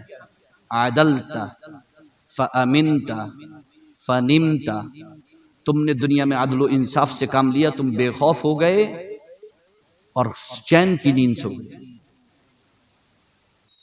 چین کی نیند سو گئے. کس بنیاد پر؟ یہ الفضل ما شہدت بہ الاعداء، فضیلت تو وہ ہے کہ جس کی دشمن بھی گواہی دے. وہ آ کر کے گواہی دے رہے کہ عمر تم نے عدل و انصاف کا پرچم لہرایا تو تم نے سکون پایا، اطمینان پایا اور سکون سے ہو گئے، بے خوف ہو گئے، تمہیں نیند آ گئی آرام سے. یہ نیند کسی کو میسر نہیں ہے. مگر خدا کی قسم اس کے باوجود، یہ ساری گواہیوں کے باوجود، انہیں اپنی چودراہٹ کے چلے جانے کا خطرہ تھا، جس کے نتیجے میں ایک یہودی کو بھیج کر کے امیر المؤمنین عمر فاروق اعظم رضی اللہ تعالی عنہ کے خنجر اتروا دیا، زہر میں بجھاؤ. بہت خطرناک حالت ہو گئی امیر المؤمنین عمر فاروق اعظم رضی اللہ تعالی عنہ کی. جب حالت زیادہ وہ ہوئی تو اپنے بیٹے عبداللہ سے کہا، عبداللہ ابن عمر سے، کہ جاؤ ماں عائشہ کے پاس چلے جاؤ اور جا کر کے ان سے اجازت لے کر کے آ جاؤ کہ کیا میں اپنے دونوں صاحبوں کے ساتھ دفن ہو سکتا ہوں. اب ام المؤمنین حضرت عائشہ خدا کی قسم کیسے گوارا کر سکتی ہیں کہ عمر ہیں؟ صحابہ نے سن رکھا تھا. حضرت مولا علی کرم اللہ تعالی وجل کریم نے اس بات کی گواہی دی کہ میں نے ہمیشہ رسول اللہ کو دیکھا ہے. جئت انا و ابو بکر و عمر، فعلت انا و ابو بکر و عمر، تکلمت انا و ابو بکر و عمر. فلا فلا میں نے ابو بکر اور عمر نے ایسا کیا، میں نے ابو بکر اور عمر نے ایسا کیا، میں ابو بکر اور عمر آئے، میں ابو بکر اور عمر بیٹھے۔ رسول اللہ جب بھی کہتے تو ابو بکر عمر کو اپنے ساتھ شامل کر کے کہتے۔ اور اللہ کے رسول نے تو فرما رکھا تھا کہ میں اٹھوں گا اور عمر اور ابو بکر میرے ساتھ اٹھیں گے۔ تو حضرت عائشہ کو تو پتا تھا کہ ابو بکر و عمر دونوں کو رسول اللہ کے پہلو میں رہنا، تو ماں عائشہ کیسے منع کرتی ہیں؟ ماں عائشہ نے اجازت دے دی، اور یہ کہہ کر کے اجازت دی کہ جگہ تو میں نے اپنے لیے پسند کر رکھی تھی، مگر عمر کو اپنے اوپر فوقیت دی، عمر کو جگہ دی۔ سیدنا امیر المؤمنین عمر فاروق اعظم رضی اللہ تعالیٰ عنہ کو وہاں دفن کیا گیا۔ اس کے بعد امیر المؤمنین عمر فاروق اعظم رضی اللہ تعالیٰ عنہ کے بعد خلیفہ کا انتخاب کیا گیا امیر المؤمنین سیدنا عثمان غنی رضی اللہ تعالیٰ عنہ، وہ عثمان کہ جن سے فرشتے بھی حیا کرتے ہیں، جن سے فرشتے بھی حیا کرتے ہیں، وہ عثمان کہ بیعت رضوان کے موقع پر جب اللہ کے رسول نے عثمان کو مکے بھیجا تھا صلح حدیبیہ کے موقع پر، اور اللہ کے رسول نے ان کے پیچھے بیعت لی تھی، جب یہ خبر مشہور ہوئی کہ کفار و مشرکین مکہ نے عثمان کو جو ہے وہ قتل کر دیا ہے، تو اللہ کے رسول نے درخت کے نیچے بیٹھ کر کے صحابہ سے بیعت لی تھی، جسے بیعت رضوان کہتے ہیں۔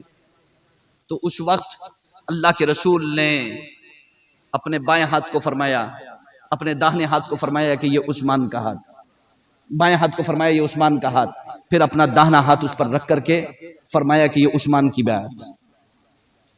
اور عثمان بھی کون کہ کفار و مشرکین مکہ نے کہا کہ چلو آئے ہو بات کرنے، ایسا کرو پہلے طواف کر لو خانہ کعبہ کا۔ عثمان نے کہا رسول اللہ کو چھوڑ کے ہم کوئی طواف نہیں کریں، خدا کی قسم طواف تو بڑی فضیلت کی چیز ہے نا، مگر رسول اللہ کو چھوڑ کے وہ بھی نہیں کرنا، رسول اللہ کو چھوڑ کے وہ بھی نہیں کرنا ہے۔ رسول اللہ نے اپنی دو صاحبزادیاں حضرت عثمان غنی رضی اللہ تعالیٰ عنہ کو دی۔ حضرت عثمان غنی رضی اللہ تعالیٰ عنہ نے بہت بہترین طریقے پر خلافت کے امور انجام دیے۔ ابن تیمیہ اور ابن تیمیہ کے ماننے والے، اور بالخصوص ہندوستان کی سرزمین پر ابو العلا مودودی نے اپنی کتاب خلافت و ملوکیت کے اندر جو حضرت عثمان غنی رضی اللہ تعالیٰ عنہ کی خلافت کے سلسلے میں بکواس کیے کہ معاذ اللہ وہ خلافت کے اہل نہیں تھے، خدا کی قسم تم اس بات کے اہل نہیں ہو کہ تم ان کی شانوں میں کچھ بولو بھی، کچھ لکھو بھی، تم قلم بھی اٹھاؤ، تم ان کے بارے میں بات کرو گے جن کے جنتی ہونے کا اعلان رسول اللہ کی زبان سے ہو رہا ہے، جن کی رضا کا اعلان آسمانوں سے ہو رہا ہے، جن سے فرشتے حیا کر رہے ہیں، جن کے بارے میں رسول اللہ صلی اللہ علیہ وسلم کے ایسے فرامین۔ اللہ کے رسول سرور کونین صلی اللہ علیہ وسلم کے تیسرے خلیفہ حضرت عثمان غنی رضی اللہ تعالیٰ عنہ، مگر حضرت عثمان غنی رضی اللہ تعالیٰ عنہ کی بھی بہت دردناک شہادت ہوئی، اور ایسی شہادت ہوئی کہ عبداللہ ابن سبا، یمن کا ایک یہودی تھا جس کا نام عبداللہ ابن سبا تھا، اور جس کو اہل سنت والجماعت صرف ابن سبا کہتے ہیں، ہمیشہ ابن سبا کہتے ہیں، اس کو ابن سبا کہتے ہیں، اور تاریخ کی کتابوں میں ابن السودا بھی اس کا نام آتا ہے۔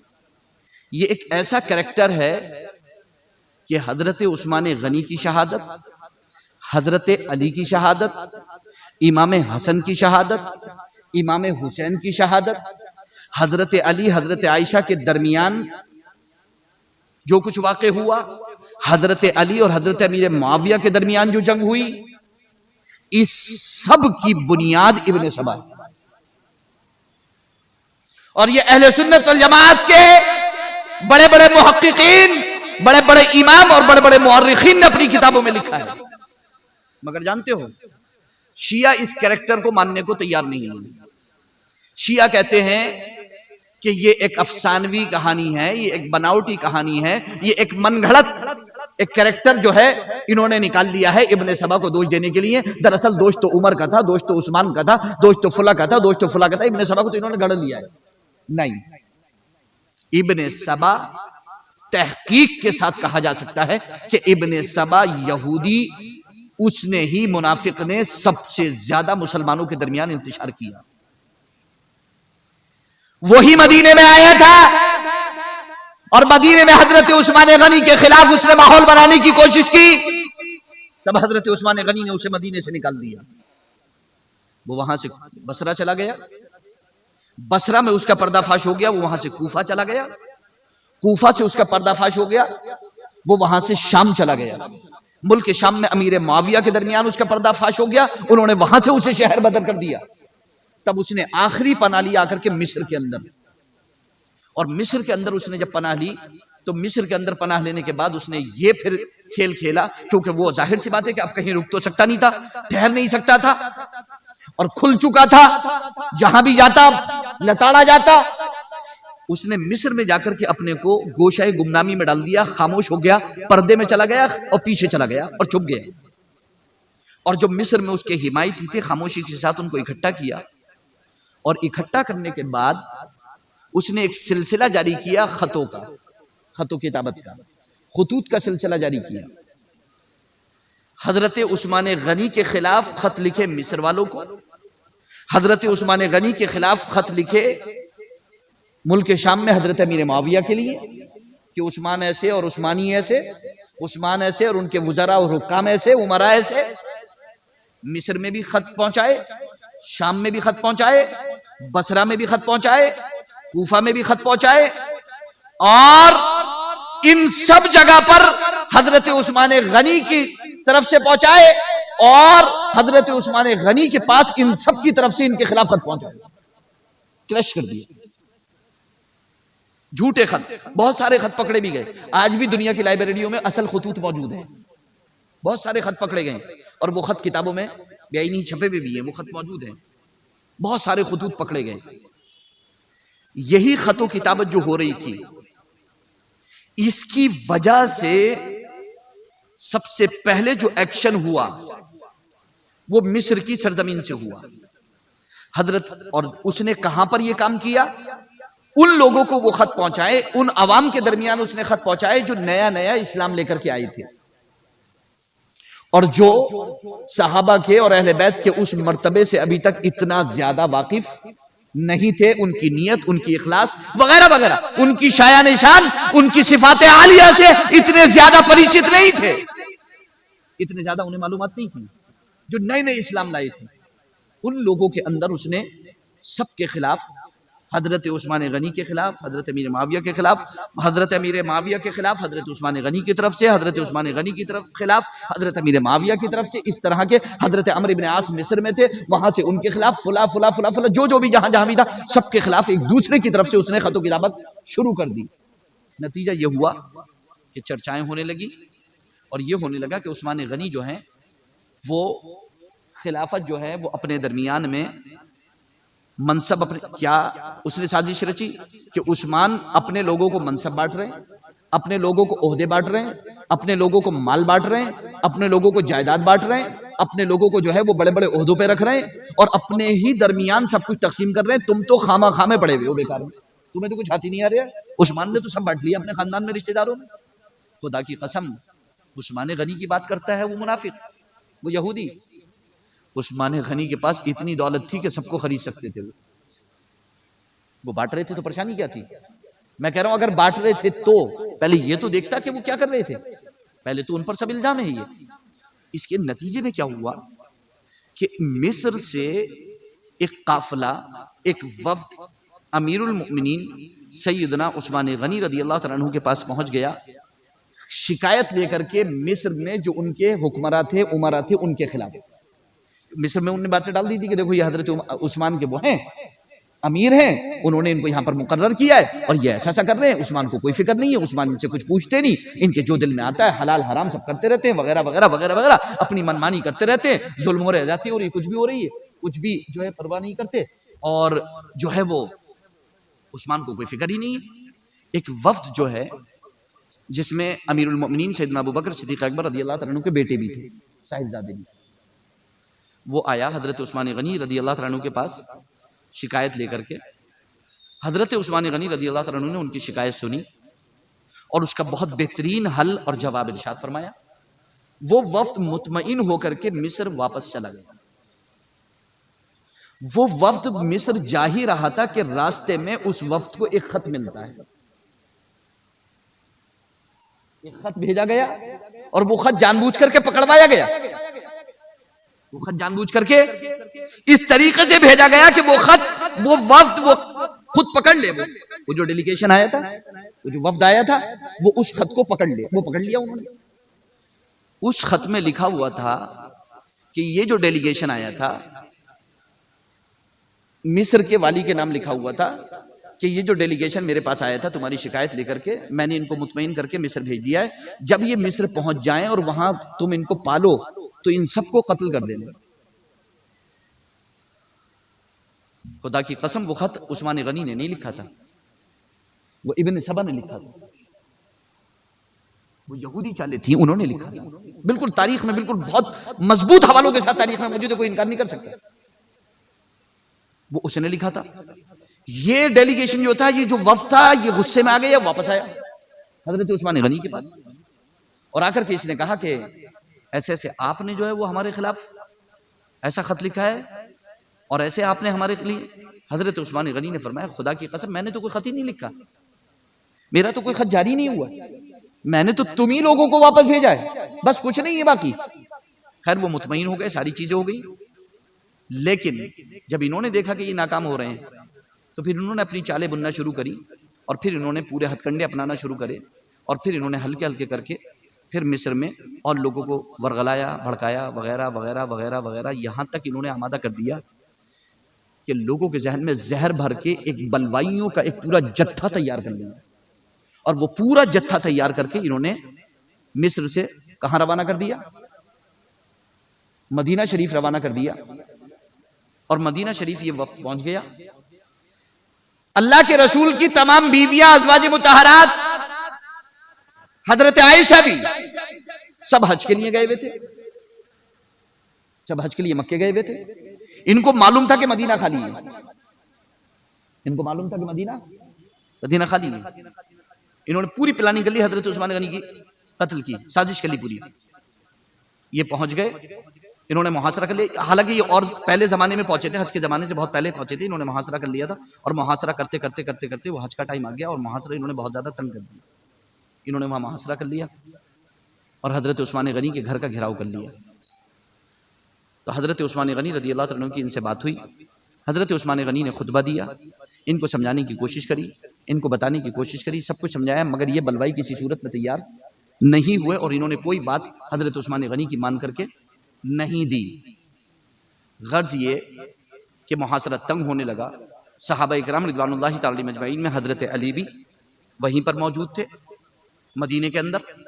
سیدنا امام حسن مجتبی, علی کے شہزادے بڑے, سیدنا امام حسین مولا علی کے چھوٹے شہزادے, اور اس کے علاوہ حضرت طلحہ, حضرت زبیر اور حضرت ابو ہریرہ, حضرت عبداللہ ابن عمر, ابو سعید خدری, اس کے علاوہ اور بہت سارے صحابہ اکرام رضوان اللہ تعالی مجمعین مدینے میں موجود تھے.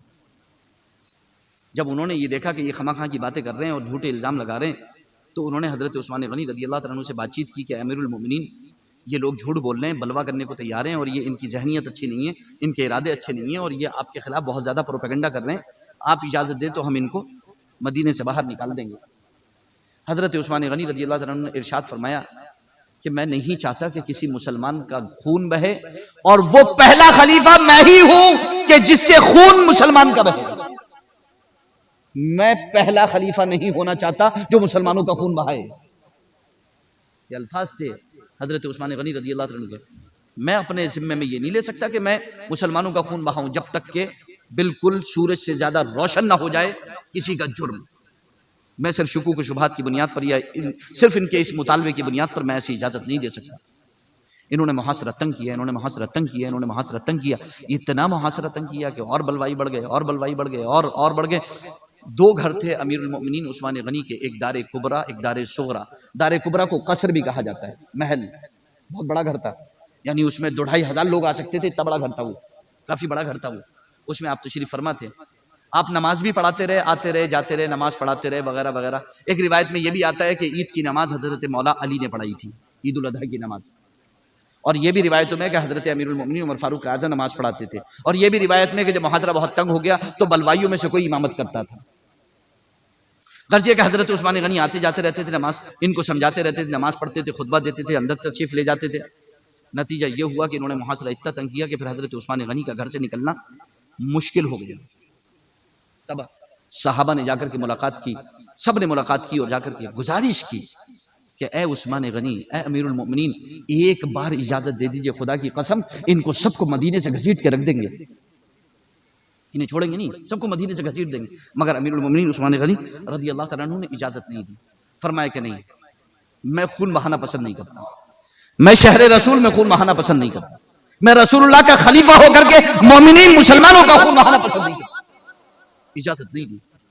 نتیجہ کیا ہوا, پورا محاصرہ کر لیا, گھیر لیا گھر کو. حضرت علی کرم اللہ تعالی وجہ الکریم نے جب یہ دیکھا تو حضرت عثمان غنی کے گھر کے دروازے پر, جو بہت بڑا گھر تھا, اس کے دروازے پر اپنے دونوں شہزادے سیدنا امام حسن, سیدنا امام حسین رضی اللہ تعالیٰ عنہ کی ڈیوٹی لگا دی کہ تم دونوں کی ڈیوٹی ہے کہ دروازے میں کوئی بھی داخل نہ ہونے پائے. محافظ بنا کر کے کھڑا کرا کہاں پر, عثمان غنی کی چوکھٹ پر, عثمان غنی کے دروازے پر. حسنین کریمین جو نوجوان جنت کے سردار ہیں ان کو, اور باقی صحابہ, حضرت عبداللہ ابن عمر زرہ پہنے ہوئے, تلوار ہاتھ میں, عبداللہ ابن عمر کے ہاتھ میں تلوار, ابو ہریرہ کے ہاتھ میں تلوار, سب کہہ رہے ہیں. مگر حضرت عثمان غنی نے فرمایا کہ میں تم سے کہتا ہوں کہ یہاں سے ابھی اسی وقت واپس چلے جاؤ, میں کسی کو اجازت نہیں دوں گا تلوار نکالنے کی. سب اپنے گھروں میں جا کر کے بیٹھ جاؤ, کوئی کچھ نہیں کرے گا میری اجازت کے بغیر. اور ظاہر سی بات ہے کہ امیر کی اجازت کے بغیر کوئی کچھ نہیں کر سکتا تھا, کوئی امیر کے خلاف نہیں جا سکتا تھا. یہ بالکل دستور تھا, یہ قانون تھا کہ امیر کے خلاف نہیں جا سکتے. سب اپنے گھروں پر پہنچ گئے. اچانک سے کچھ بلوائیوں نے کیا کیا کہ پیچھے کی سائیڈ سے امیر المؤمنین سیدنا عثمان ذو النورین کے گھر میں اتر گئے. اترنے والوں میں ایک نام آتا ہے جناب ابو بکر صدیق اکبر رضی اللہ تعالیٰ عنہ کے بیٹے محمد بن ابی بکر کا. یہاں میں آپ کو بہت واضح طور پر بتا دوں کہ حضرت محمد بن ابی بکر, اور خدا کی قسم ابو بکر صدیق کی اولاد میں کسی نے بھی کسی صحابی کو کبھی بھی قتل نہیں کیا, کسی نے کسی پر ظلم نہیں کیا. حضرت ابوبکر صدیق اکبر کی اولاد میں یہ جو الزام لگا رہے ہیں یہاں پر ظلم قتل کا, خدا کی قسم نہیں, کبھی نہیں, اپنے امیر کے خلاف کبھی نہیں گئے.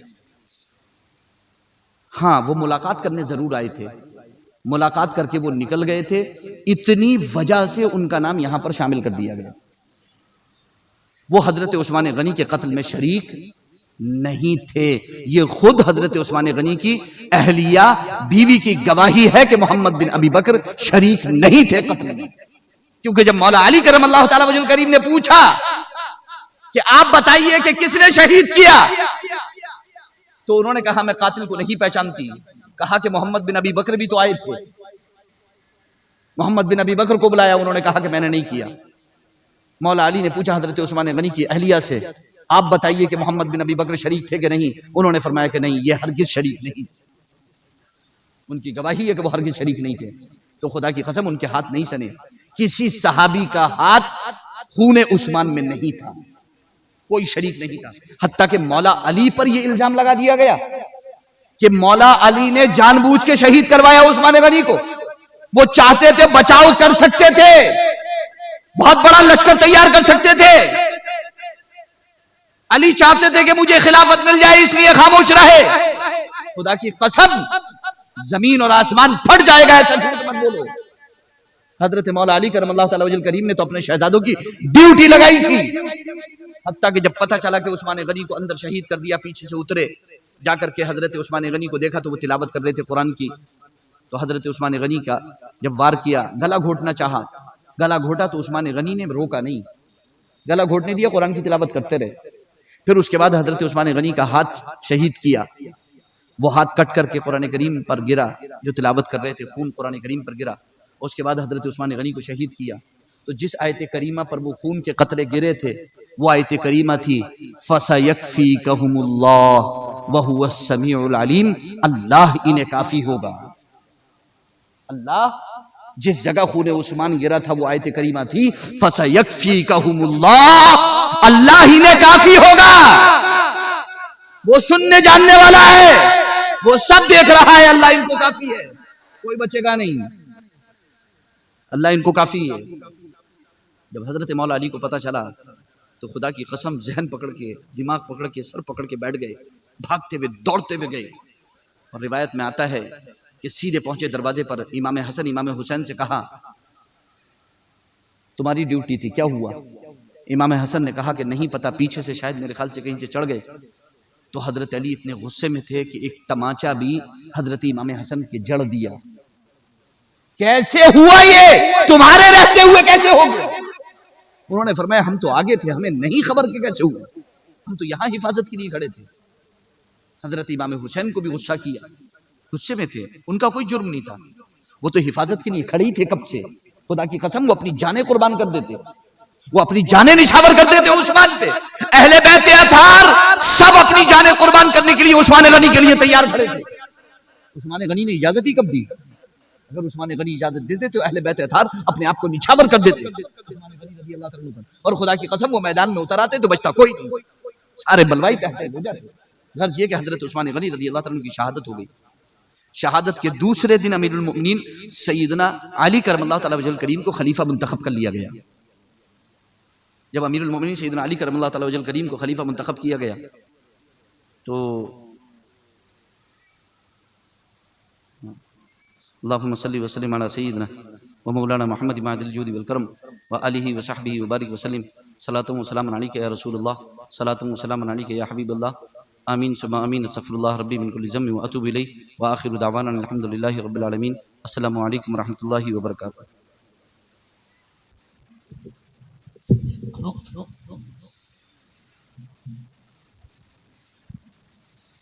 جس نے ہم کو دیا ہے خدا کا کلام، جس کا رتبہ ہے اعلیٰ ہے اعلیٰ مقام، جس کی تعریف میں ہے یہ سارا قرآن، جس پہ بھیجے خدا خود درود و سلام، کیوں نہ بھیجے ہم ان پر درود و سلام، مصطفیٰ جان رحمت پہ لاکھوں سلام، شمع بز میں ہدایت پہ لاکھوں سلام، مصطفیٰ جان شمع بز جلوہ گر ہو گیا ہے حلیمہ کا چاند، اب تو جچتا نہیں ہے یہ دنیا کا چاند، فیض پاتا ہے جن سے زلیخا کا چاند، جی سہانی گھڑی چمکا طیبہ کا چاند، اس دل افروز ساعت پہ لاکھوں سلام، مصطفیٰ جان رحمت سمع بز درد دل نام لینے سے ہوتا ہے کم، اس لیے نام آقا کا لیتے ہیں ہم، جھوم کر لکھ رہا ہے رضا کا قلم، شہر یار ارم تاجدار حرم، نوبہار شفاعت پہ لاکھوں سلام، مصطفیٰ پہ لاکھوں سلام، سمع بز ڈوبا سورج کسی نے بھی پھیرا نہیں، کوئی مثل ید اللہ بھی دیکھا نہیں، جس کی طاقت کا کوئی ٹھکانہ نہیں، جس کو بارے دو عالم کی پرواہ نہیں، ایسے بازو کی قوت پہ لاکھوں سلام، مصطفیٰ جان سمع بز سب سے پہلے جسے ہے خلافت ملی، اس کے تاج خلافت پہ لاکھوں سلام۔ وہ عمر جس کے اعداء پہ شیدا سکر، اس خدا دوست حضرت پہ لاکھوں سلام۔ یعنی عثمان صاحب کمی سے ہدا، حلہ پوش شہادت پہ لاکھوں سلام۔ مرتضی شیر حق اسجع الاسجعی، ساقیے سیر و سربت پہ لاکھوں سلام۔ مصطفیٰ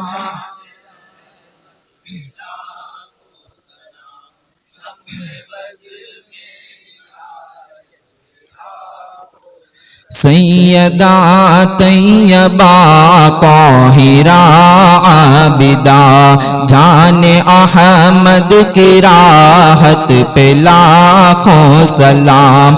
وہ حسن مجتبی سید الاسقیاء، راقب دوش عزت پہ لاکھوں سلام۔ جس نے حق کربلا میں ادا کر دیا، اس حسین ابن حیدر، اور جتنے ہیں شہزادے اس شاہ کے، ان سب حال مکانت پہ لاکھوں سلام۔ مصطفیٰ لاکھوں سلام۔ سمع بزر شافعی مالکی احمد و حنیفہ، چار باغ امامت پہ لاکھوں سلام۔ غوث و خواجہ رضا حامد و مصطفیٰ، اور تاج شریعت پہ لاکھوں سلام۔ ایک میرا ہی رحمت میں دعویٰ نہیں، شاہ کی ساری امت پہ لاکھوں سلام۔ کاش محشر میں جب ان کی آمد ہو، اور بھیج سب ان کی شوقت پہ لاکھوں سلام۔ مصطفیٰ جان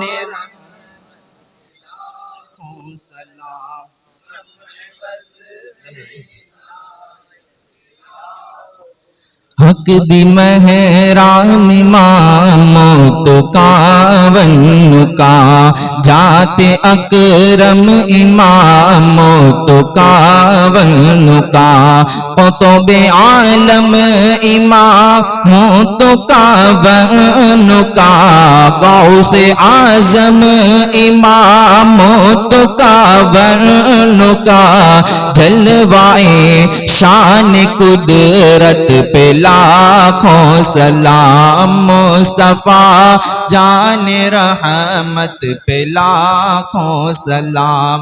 شمع مرشدی شاہ احمد رضا خان رضا، فیضیاب کمالات حسن رضا، ساتھ اختر بھی ہو زمزمہ خان رضا، مجھ سے خدمات کے قدسی کہے ہاں رضا۔ مصطفیٰ جان رحمت پہ لاکھوں سلام۔ مصطفیٰ جان رحمت پہ لاکھوں سلام۔ سمع